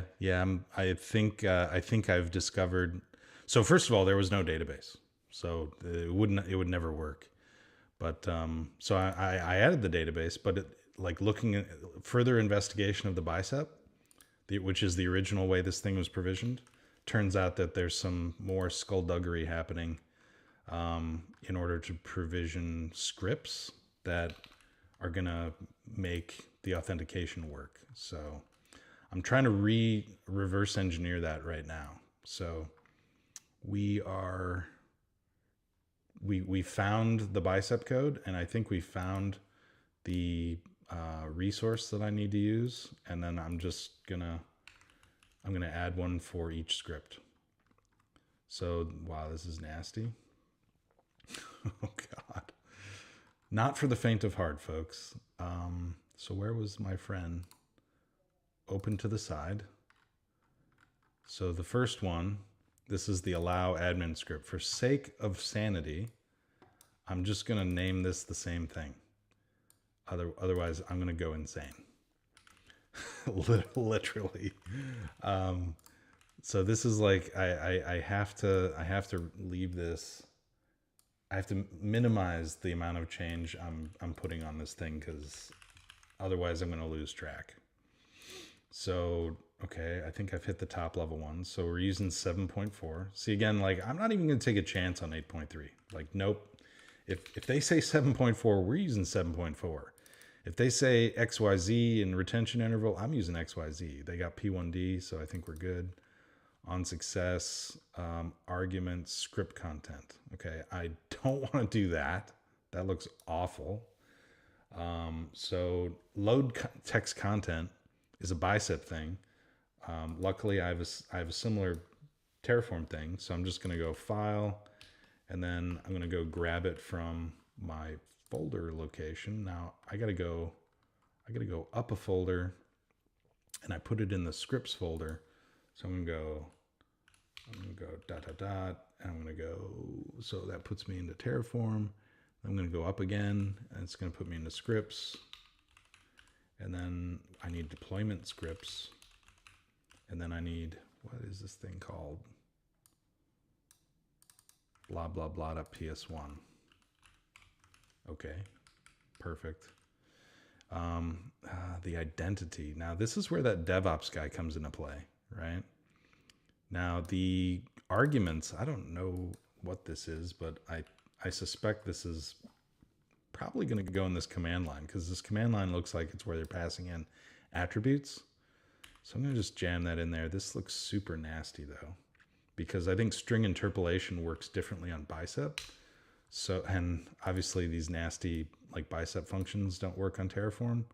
So I'm going to try and fix two things at once here: string interpolation and the crazy Bicep stuff. So I can replace this resource group function with, you know, referencing my resource group name, which the Bicep one is technically more concise. And then my SQL Server name, sorry guys, this Bicep file's just a little out of hand, is I'm also going to reference using my resource, and I think it's just name. So that should make my inputs correct. And I think I need single quotes around them, apparently, for the PowerShell to be happy. And then the script will go in there. Now we can get rid of these silly tags. I need to check the user identity, because the user identity, like on the Bicep, they're using this kind of wild Azure DevOps identity, and that comes in as a parameter. And I think I saw that out here. So let's go find where they, Linux. There's so much friction between like my Linux copy pasta and my Mac copy pasta.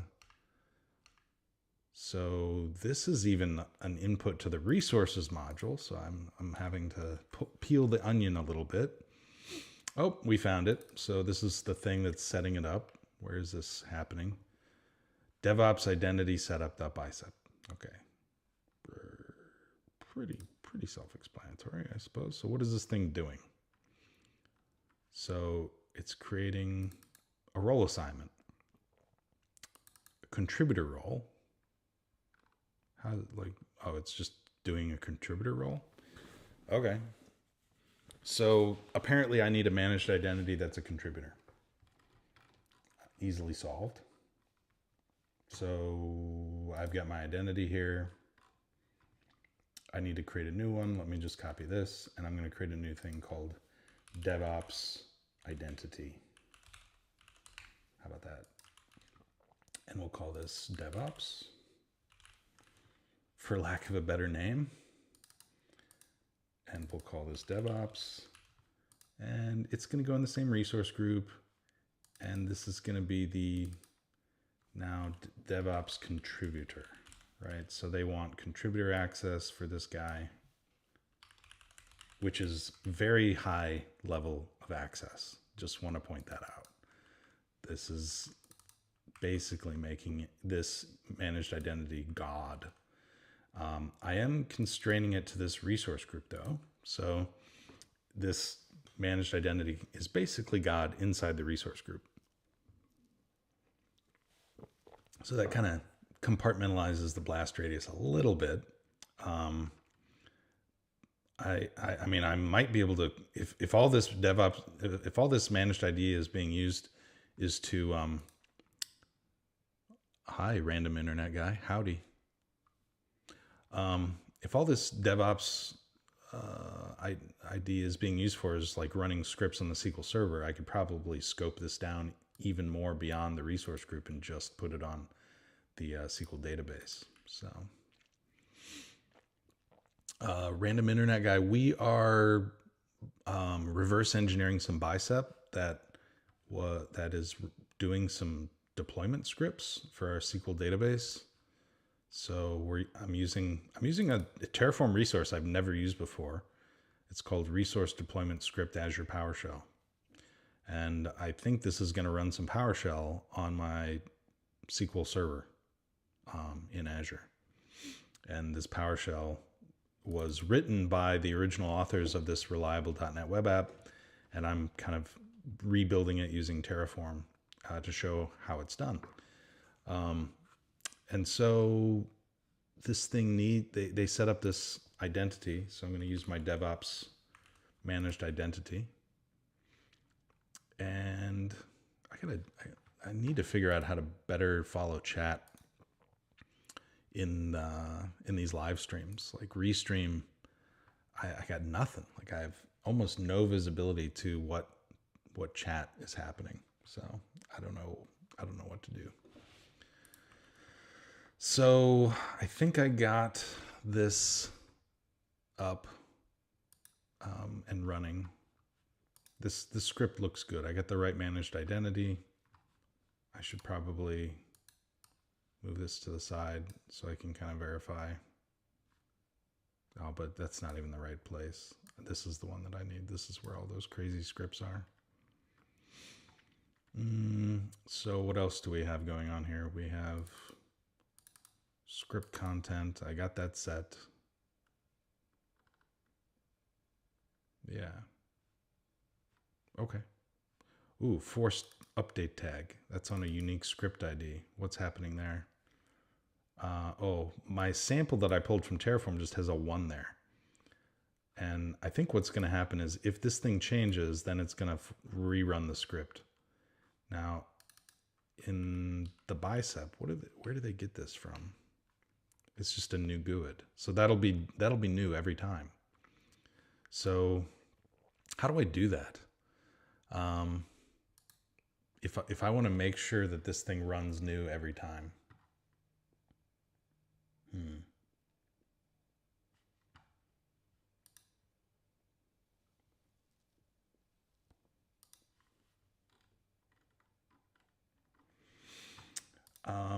I guess, so I could use the random.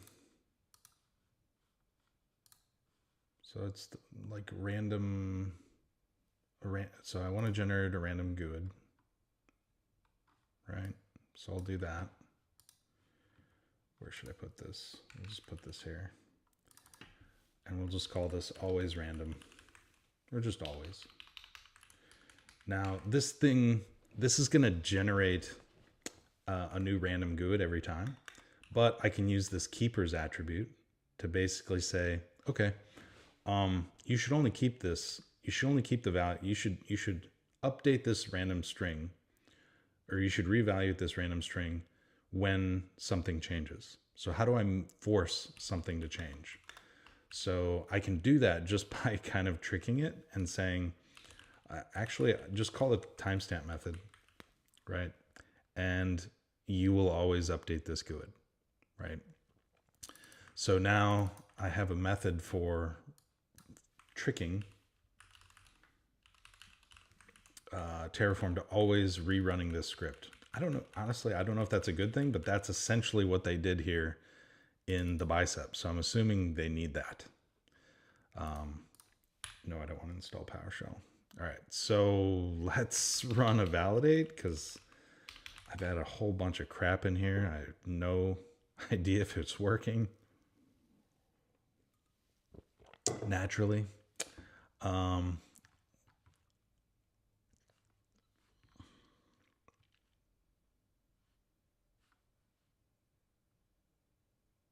It has been declared in the root module.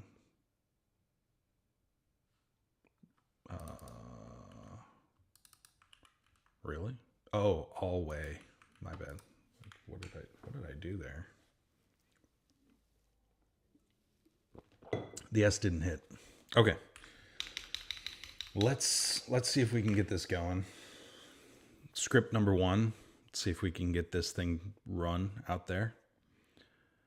Oh, you know, this is not going to work because there's an implicit dependency between the role assignment of this managed identity.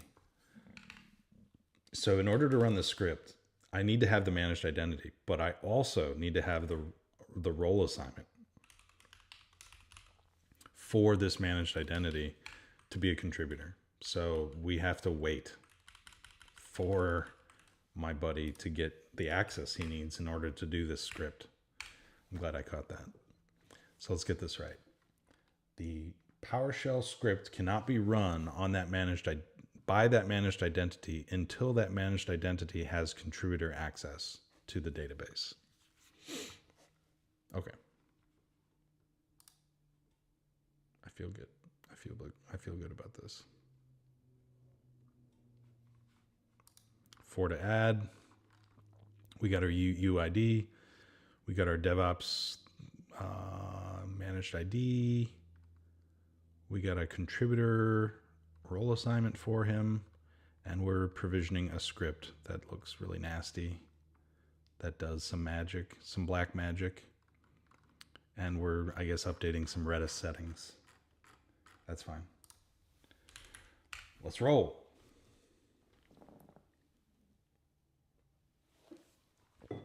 And unfortunately, this might be a 3-hour episode as well, because it might be assigning permissions. So Lewis says, maybe use time function. Yeah. Great minds think alike, Lewis. That's exactly what I was thinking. Is just use the timestamp function. I wish I'm gonna have to look into how I can see chat better. I apologize, guys. It's problematic. I'm new to this live streaming stuff, so I appreciate the patience. I have heard from people that they don't like those live streams where people don't actually. Oh, there's a huge delay because I'm not looking at chat. That's the problem. I just saw your comment there. The huge delay is like I'm not looking at chat, and you're saying good stuff, and I'm just not paying attention. I really apologize. I need to figure out how to get better at so I'm using this service called Restream, and I configure OBS to stream my screen and my video and my audio. And they have this thing where I can live stream to all my channels, YouTube, LinkedIn, all this stuff. Thank you, Lewis. I'm here with you, Lewis. I'm here with you. I'm with you, man. I'm trying to pay more closer attention to chat. I'm going to work on my setup here so I can have chat like more visible, like in iShot. Because when I get coding, I'm just like, that was a good impression of a Gungan. Let's go look at this script thing. I've not used these deployment scripts very much. Oh, there it is. Look at that. It's just like a little PowerShell looking thing, and it's got a really nasty name.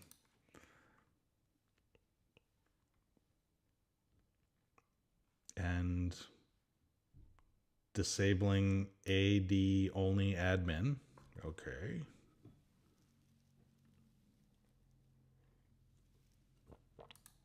This is kind of neat. It does stuff in the script.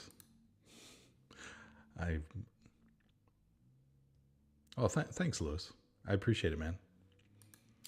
It's good. It's good to not be the only one here. I do this all the time. I code by myself all the time. So it's no skin off my nose if nobody shows up to my live stream. But it's definitely more fun when there's folks like you out there, Lewis, giving me ideas. And as long as I'm paying attention, like I pretty much am. I suck at that. I need to pay attention. All right, here, man. All right, yeah, okay. The SQL Server script worked. All right. Now there's this other script we got to run, and we probably have to add a firewall rule while we're at it too. Not sure why, but this is an even nastier script because this thing has, oh my God, look at all these command arguments. There's a server URI. That's a whole lot of Bicep that I got to go fix. Oh, geez, what happened? All right, so I put this is why I put these scripts in different places. So I broke this out. So I got my database. This script runs on the database. Now this is create SQL user script. Okay. So I'm going to go, I guess I'll take my other script from the server, and I'll just copy pasta it because it has all the fancy like timeout. Was that the force tag update thing that I set up already? So I'm pretty happy about that. So I should only have to change like the name of the script here to use their crappy names. Oh God, I deleted something. There we go. So this is now the create SQL user script. And it's also using the DevOps managed ID, which I've already set up. 7.4 P1D on success. Load content is a different script file, but it's in the same folder. So I should be good because I've already relocated those scripts. And now I just need to go fix this mangled mess of stuff. This is not going to be fun. Not going to be fun. So I've got, ugh, yuck. So is prod, let's just like make it prod all the time. I don't know what is prod does because I haven't looked at this script. So again, I have to fix the string interpolation of Bicep. I don't need all these escape characters. I guess Bicep does. So we'll fix that. Oh, this is so many parameters.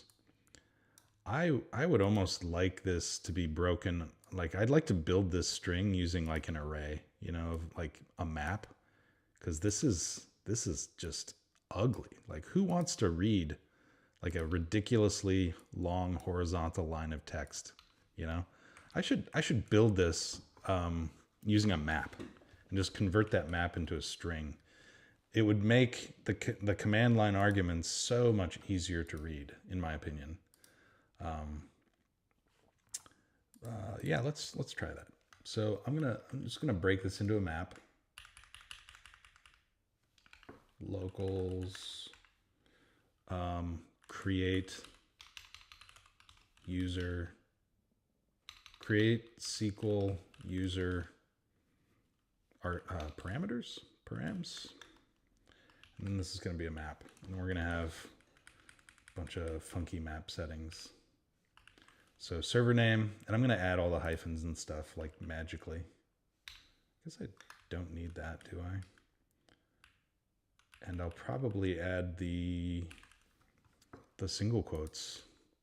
You know, let's add the single quotes or so, like, as well. Yeah, this will make this a lot easier to read. Because this is really annoying.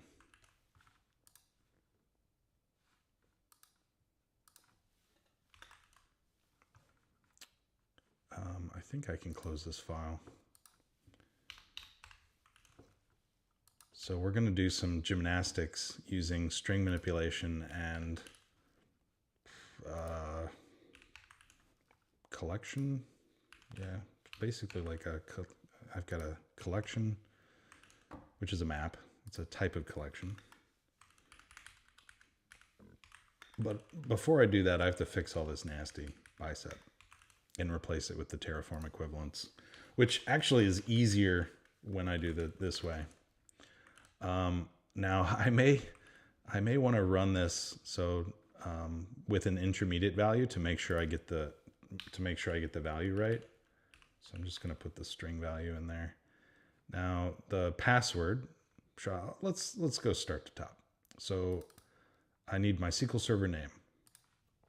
Okay, that should be pretty easy. I can just go grab that guy. Oh my God.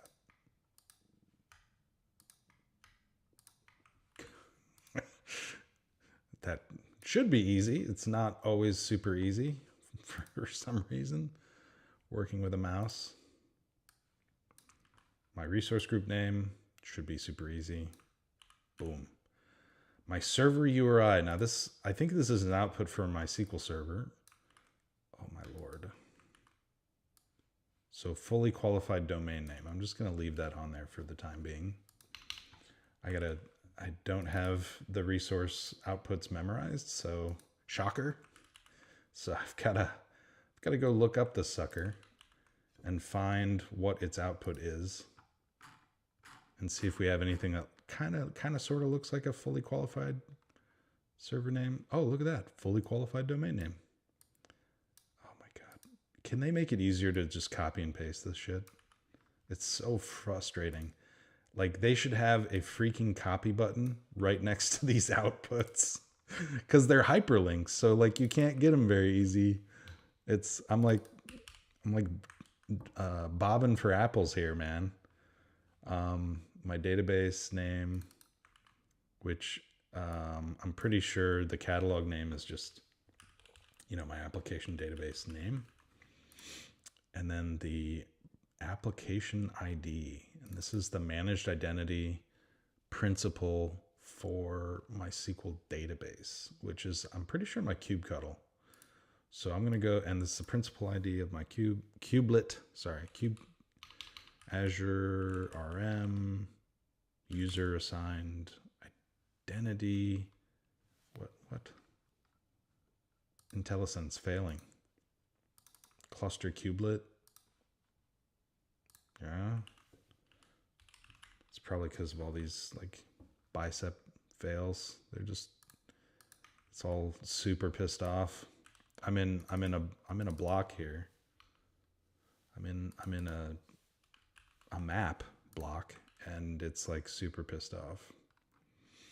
Now my SQL Server, I set up the password using a random. So once I get that random in there, I think my block is going to get happier. And then this is just a var MS SQL admin username. Whoa, look at that. Much easier to read. Now I just got to figure out how to convert this map into a space delimited hyphen single quote space delimited thing. I'm pretty sure there's functions out there that do this.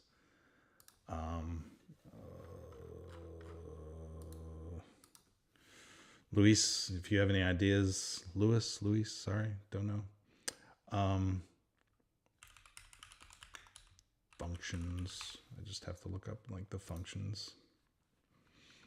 It should be like a string. I'm pretty sure it's like a string function. I might have to do it with a for loop, which would kind of suck. But see, I wanna put like, so it's almost like with the map, I need to take each item in the map, convert it to a list,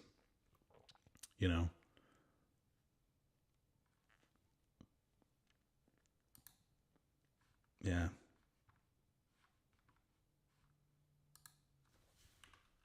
Let's ask ChatGPT. This will be fun. This will be hella fun. I have no shame. I use ChatGPT. I think it's awesome. It helps me solve some of these like more tricky problems. Let's get in here.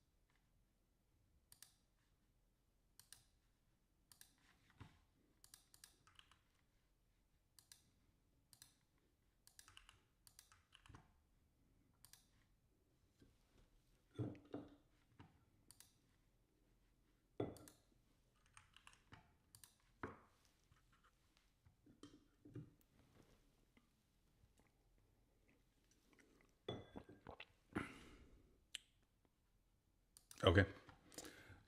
Let's see here. We have, how do I explain this?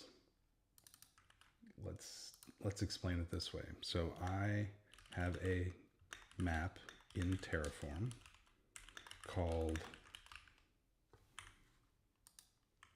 that has a key value pair.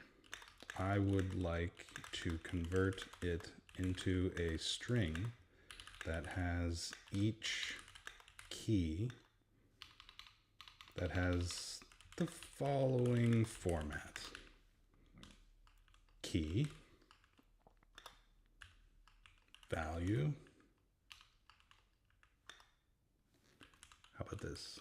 Key one, value one, and then we'll do key 2, value 2. Yeah, let's see what it tells me.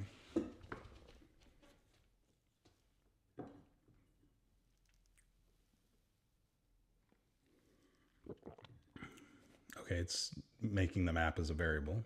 That's fine. It would need to use a for loop. Oh ho, I love it. I love it. Look at that. It's amazing. It's so amazing. Who likes ChatGPT? Raise your hand, for real. Like it is so amazing.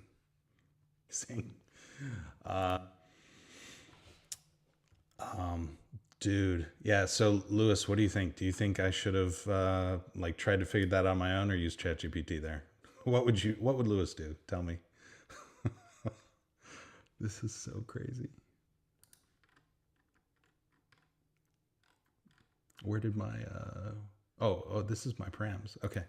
So I'm going to create SQL user params string. Oh my lord. Oh, they already had the local declared for me. And it's not going to be a variable, it's a local. So we gotta, okay, key value. All right, let's check this. I'm gonna comment this out and then run this, and I want to output. I just want to output the value. Output formatted params. Because I just want to see what it's going to do. Oh my God, this is sweet, dude. This is a nice little bag of nice little item for my bag of tricks, man. Yeah, I agree. Use it whenever possible. This was, if this works, and it looks right to me, because I think this was the strategy I was going to take. I was going to for loop the key value pair and construct each of those items, and then I was just going to smash them into, oh, what is this? What is it pissed off about? Oh, it's a sensitive. Oh yeah, there's sensitive values in there. Forces replacement. Oh yeah. I force replacement on the scripts all the time. Okay, so I'm gonna remove sensitive values from this just so that I can output this like guilt-free. What else? Catalog. What else is sensitive? I think that's it. Let's try this.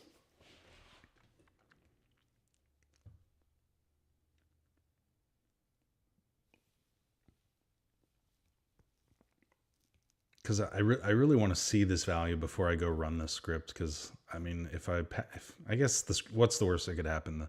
The PowerShell just like borks, I guess.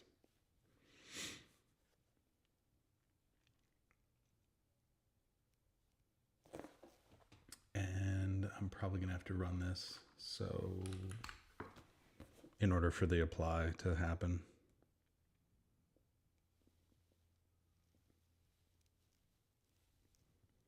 I had to reset my password. Oops. Luckily there's MFA. Am I right? Logging into ChatGPT.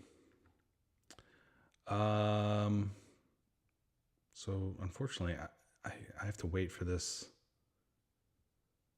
script to rerun.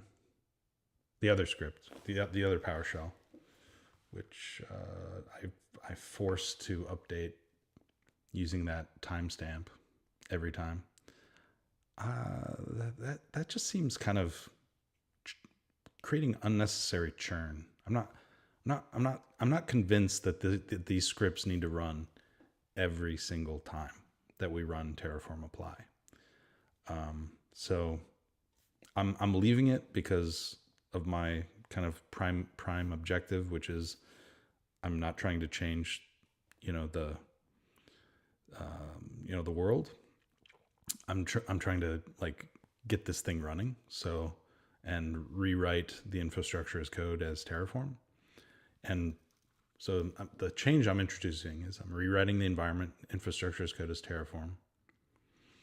And I am, I know, yeah, right, Lewis? Like this is stupid, kind of unnecessary. So I'm rewriting the infrastructure as code as Terraform, and I'm containerizing the app and running it on AKS. So there's already a lot of change. So if they want to do crazy SQL crap, they're gonna just do it. So ChatGPT, man, you're my hero. Is this thing done yet?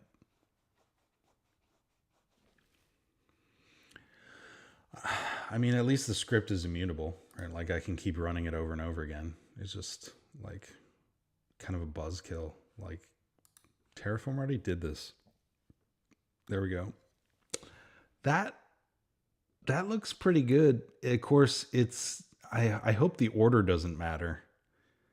Like if PowerShell is going to be really pissed off about order of the parameters, then you know, I'm not like really good at PowerShell, so that's hard. It'd be hard for me to say. So I'm going to add this back in. Gonna get rid of the output, and we're gonna rock and roll. Lewis, do you know if PowerShell parameters are do they, like, does order matter? Do you know? I gotta change this local. It's kind of frustrating.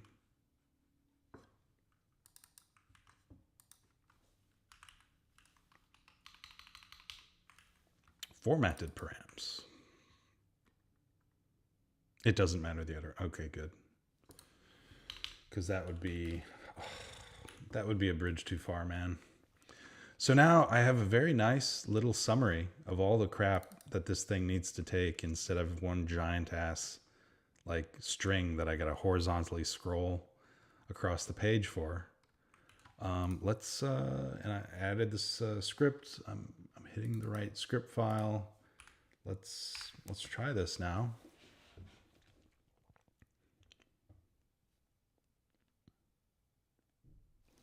I like this so much. I'm probably going to do the same thing for the other script, because even though the other script commands are much shorter, it still pisses me off that I have to look off screen. You know. So again, we're replacing all that crap. We're adding this new uber long string script, PowerShell. So all right, let's give it what it wants. So we should see a new PowerShell script show up with a different name. Bada bing. Oh God, yeah, I hit the too many refresh buttons. And I think this is probably where I'm going to call it a day. Of course, I'm not going to be able to validate this is working, but I feel like the fact that these scripts run successfully is a pretty big step in getting the SQL database operational. So once I validate this script is running, I think I'm gonna pack my bags.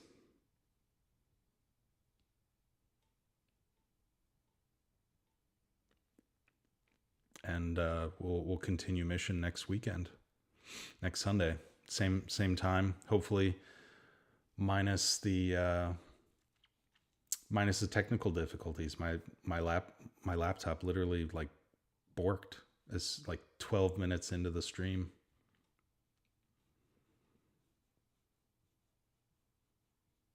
Yeah, exactly. I don't like these scripts running every single time. There's got to be some better force update, something better that I can put on the force update to see if it actually needs to run.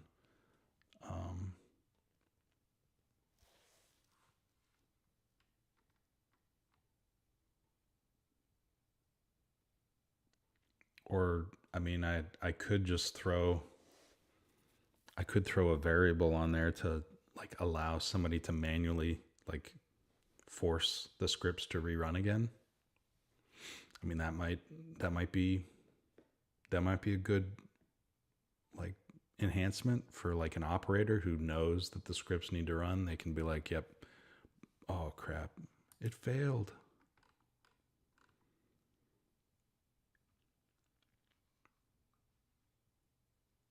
Oh, can I convert string to Boolean? Yeah, it's because I wrapped that inside of a single quote. Ooh, I'm going to hack this, Lewis. This is not going to be the best possible solution, but I'm going to hack it. Watch what I'm going to do. I'm going to just say replace. What am I going to replace? So I'm going to replace the 1 with 1. So, because like the problem is like, and this is actually in their Bicep code. So like, I don't know how their Bicep code got away with this. Where the hell is their Bicep code? Yeah, their Bicep code. I stole this from their Bicep code. Where is their ridiculously long horizontal? Look at that. So is prod, and then they throw. Oh, it's probably because it's a string. It's a string interpolation thing with Bicep. So I misunderstood. They actually don't have the escaped single quotes. I misunderstood. I thought that those are actually going to show up as single quotes, but no. In Bicep, the string interpolation here is going to throw in just a one, no single quote. Makes sense. So I think this should, my fix should solve this problem.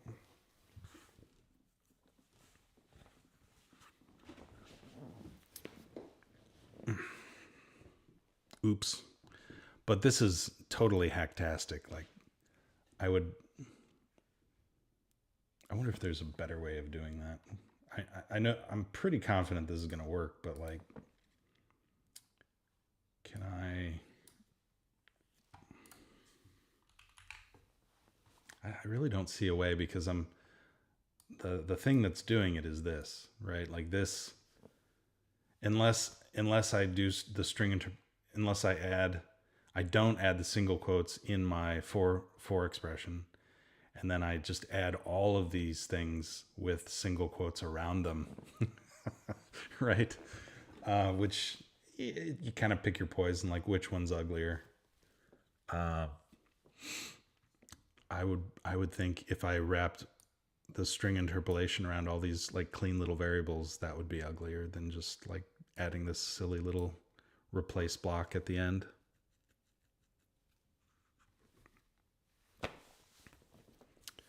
But the problem with that replace block is it's very brittle, right? And future author is probably going to be cursing my name, like, what the hell is this guy doing? Like, what? Why is there like, why are we replacing quote one with one? Like, I don't get it. It's because of this little guy. I guess I should say this is not a string. It should be a Boolean. We have to, yes, hence the replace function on the aggregated string. It's kind of long-winded, but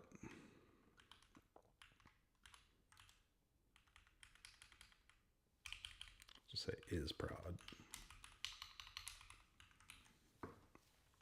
That should do it, right? I mean, future author, myself, will be like, oh, okay.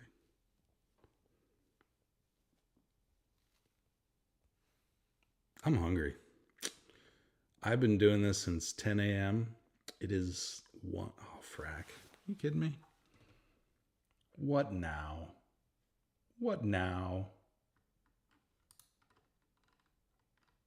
Oh.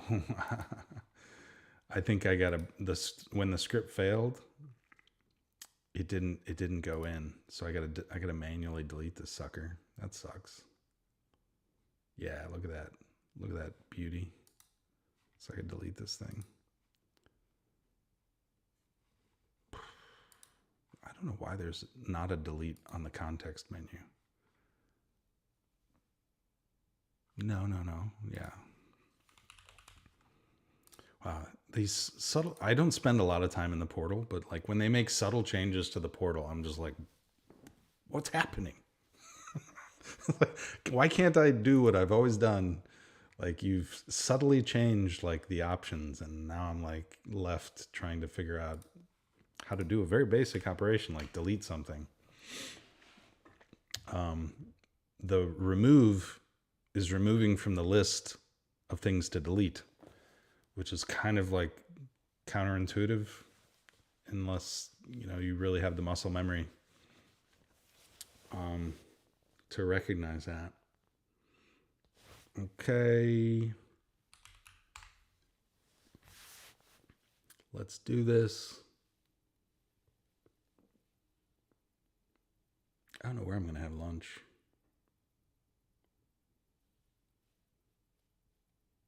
Maybe I'll go to Jersey Mike's. I like Jersey Mike's. I could go for a sub.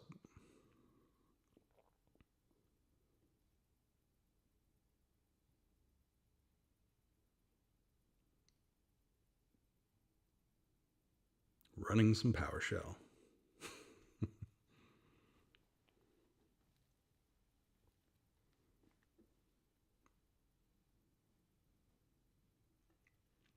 Well, I definitely did not get as much as I hoped to accomplish this time done, but we're moving the ball forward. Assuming these scripts end successfully.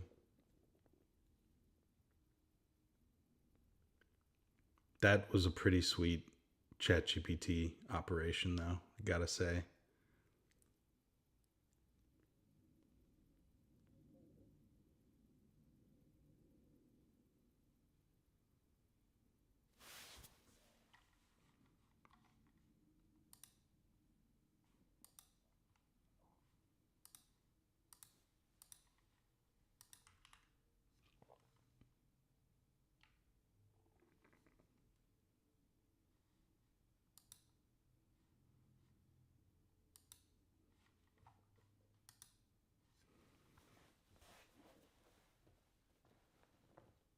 Yeah, Lewis, it's available. I published it. It's I actually forked the here it is. I'll paste it into chat if I am able to. There you go. I actually forked it from a official Microsoft repository called the Reliable Web App Pattern.net. Which the original thing, and I go over this at the beginning of the stream, but like this original thing is all Bicep. It's all running on Azure App Service, and it's using this thing called AZD, and you can go look at the fingerprints of AZD and their pipelines. Let's go look at their workflow, GitHub workflow. So they use this AZD command line. Where is that? Yeah, AZD deploy, AZD provision, which basically is an abstraction layer on top of a bunch of other tools. Yeah, no worries. Yeah, thanks for showing up. Yeah, AZD, I understand why it was built, but not a fan. As I have to say, I am a Microsoft employee. This is my personal opinion. Not a fan, but I'm sure there are reasons. But the way that I work, the way that I use tools, I don't like abstraction layers on top of tools. I like to keep things simple, and as long as I know what everybody's doing, I'm happy, right? So if I know Docker, very clear what Docker is going to go do and what it's capable of. kubectl, very clear what kubectl is going to go do and what it's capable of doing. Terraform, very clear on what Terraform's capable of, what it's going to go do. AZD, what the heck is this thing doing in here, man? Some magic sauce. It's like black magic. And then it's you go look at, it's got this magic file here called azure.yaml. And unless you know how this tool works, it's well, this is a very innocuous looking YAML file. Well, who knows about this YAML file? It's not even clear that this YAML file has any relation to AZD. But AZD, its whole world is based off this YAML file right here, as far as I can tell. Looks like Lewis agrees with me. And so I had to go figure out AZD when I first, took on this little pet project of live streaming the containerization of this Brownfield app. I'm I'm like, oh, it's got pipelines. Okay, it's got GitHub workflows. Like, I can work with that. And I'm like, what the hell are they doing? Like, AZD, bro, like, I have no idea, man. So yeah, so luckily there's ChatGPT, and ChatGPT kind of helps out with some stuff. Let me go check on, oh, it failed again. What the heck? Oh, this is why they have that firewall rule. All right, guys. Last thing that we're going to do, we're going to go create a firewall rule. Freaking A, man. Firewall rule is sitting between me and lunch. For the love of God, where is it? Oh, here it is. Okay. So mad. So mad. Bloody firewall rule. So that script is why the firewall rule needs to exist, which is actually kind of good that I find out, because I want to make sure I put in a depends on to make sure that, oh God, to make sure that the firewall rule is set up. So what should I call this? So this is for the SQL Server, I don't know, DevOps scripts. I mean, this is kind of like an allow all, which I'm not super fan of. So this is not my doing. Okay, don't shoot the messenger. They have this firewall rule in here. Where is it? It's somewhere in here. Right, her. So I should just take their name. No, I'm not using that. That's the name that they gave it. MySQL Server, drop that in there. And then this is going to be very safe. very, very safe. Not really, but they want it. I am going to need a dependency on this script to run.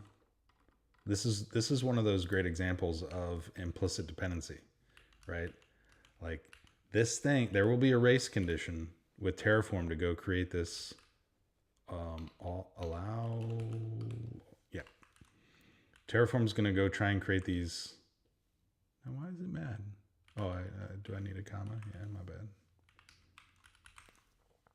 All this horizontal scrolling is kind of killing me. Now I have to go delete that thing in the portal again. This sucks, man. Grumble. And I can't delete it from in here. I have to go check this checkbox, then hit delete, avoid hitting remove, type delete.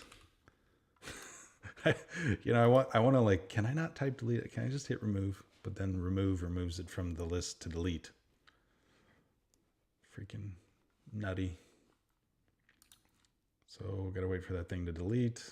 Please delete faster. Now I'm not gonna get to see the deployment.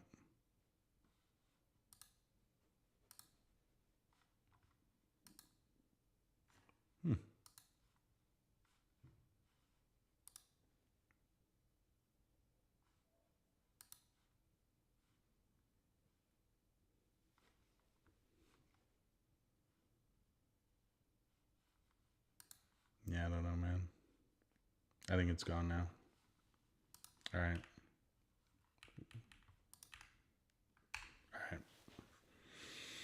This should be it. This should be it. I'm going to create that firewall rule. Allow all. Do I have the wrong name in there?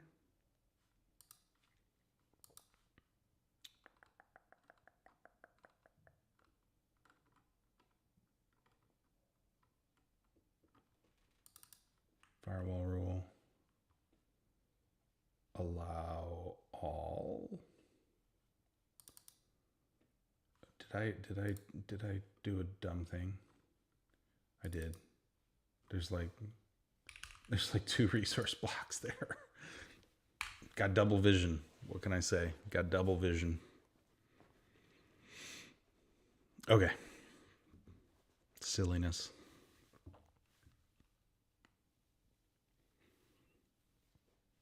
Depends on blocks are not the easiest to read because there's usually jagged.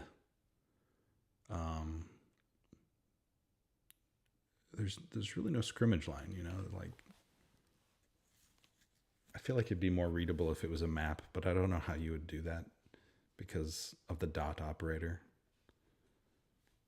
I mean, but it is hard to read because like the resource prefix, the resource naming convention just kind of breaks down and you're like, well, you can't really see.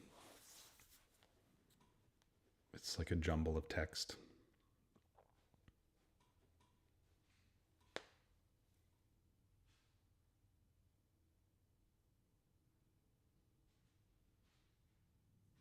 Now, why is it creating? Did it already create the firewall rule? I was very clear not to go do that until the firewall rule is done.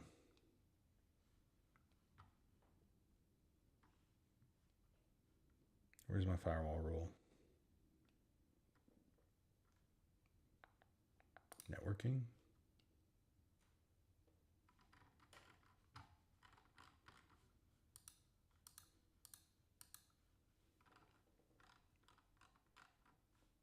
I don't see the firewall rule.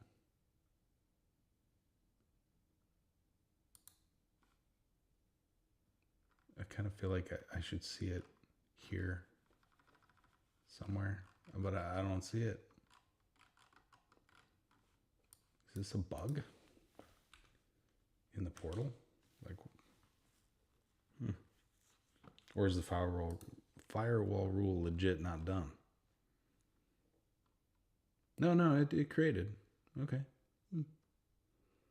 Okay. So it created the firewall rule. I don't know why it's not shown up in the portal, but that should grant the thing, my script, access to do the things that it wants to do.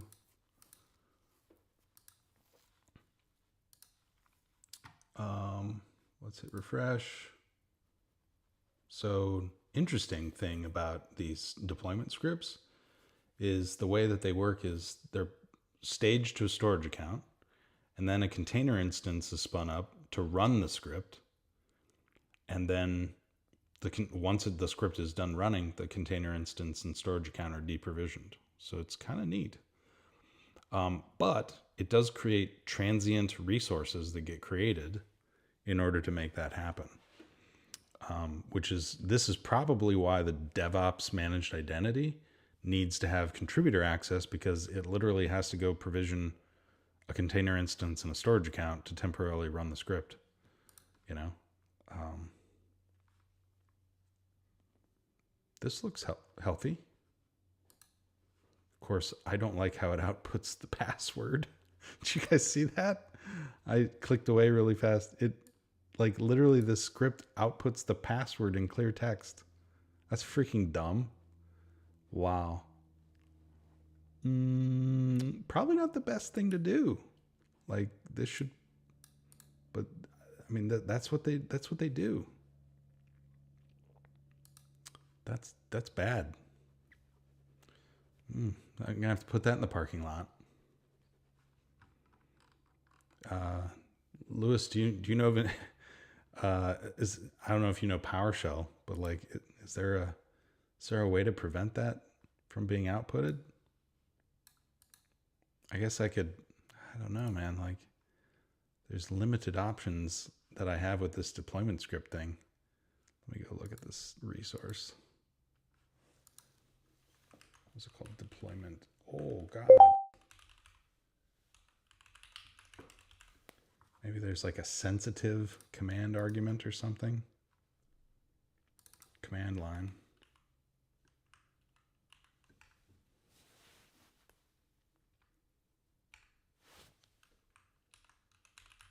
Nope. See, like virtual machine extensions have like kind of like a sensitive, what do they call it? Secrets block or sensitive block, sensitive content. But like command, like what? Why? What? So I think without some way to pass in sensitive content as things like this, I think the only solution would be to change the structure of how this PowerShell was written to go grab, some of these inputs, like rather than have them as PowerShell command parameters, like namely this one, right? We'll have to go. Yeah, well, I don't know if the deployment script doesn't print it, but it's a command argument to the PowerShell. So if you go look at, and this is part of the UI experience for a deployment script, it shows you what script you're executing with all the command parameters, right? And so it like, because the SQL admin password is included in there, it's like, blah. So really, in my opinion, there does not appear to be a way to change this to not pass sensitive data as a command line argument. So the real solution should be to restructure the PowerShell deployment script to not take secret values as command parameters, and to, inside the script itself, go talk to Key Vault and go ask the Key Vault for, hey, give me this secret, right? That's how this should be done. But yeah, they were probably just like, yeah, ship it, like it works. But it's not very secure. And there we go. We're done. We got this working. I'll have to put that in the parking lot to fix that next time. But yeah, the pods, the pods are still like my API. So today, what do we do? What do we do today? I'm gonna kind of recap this a little bit. So I created a Docker file for the web API. I created a Kubernetes YAML manifest for the web API.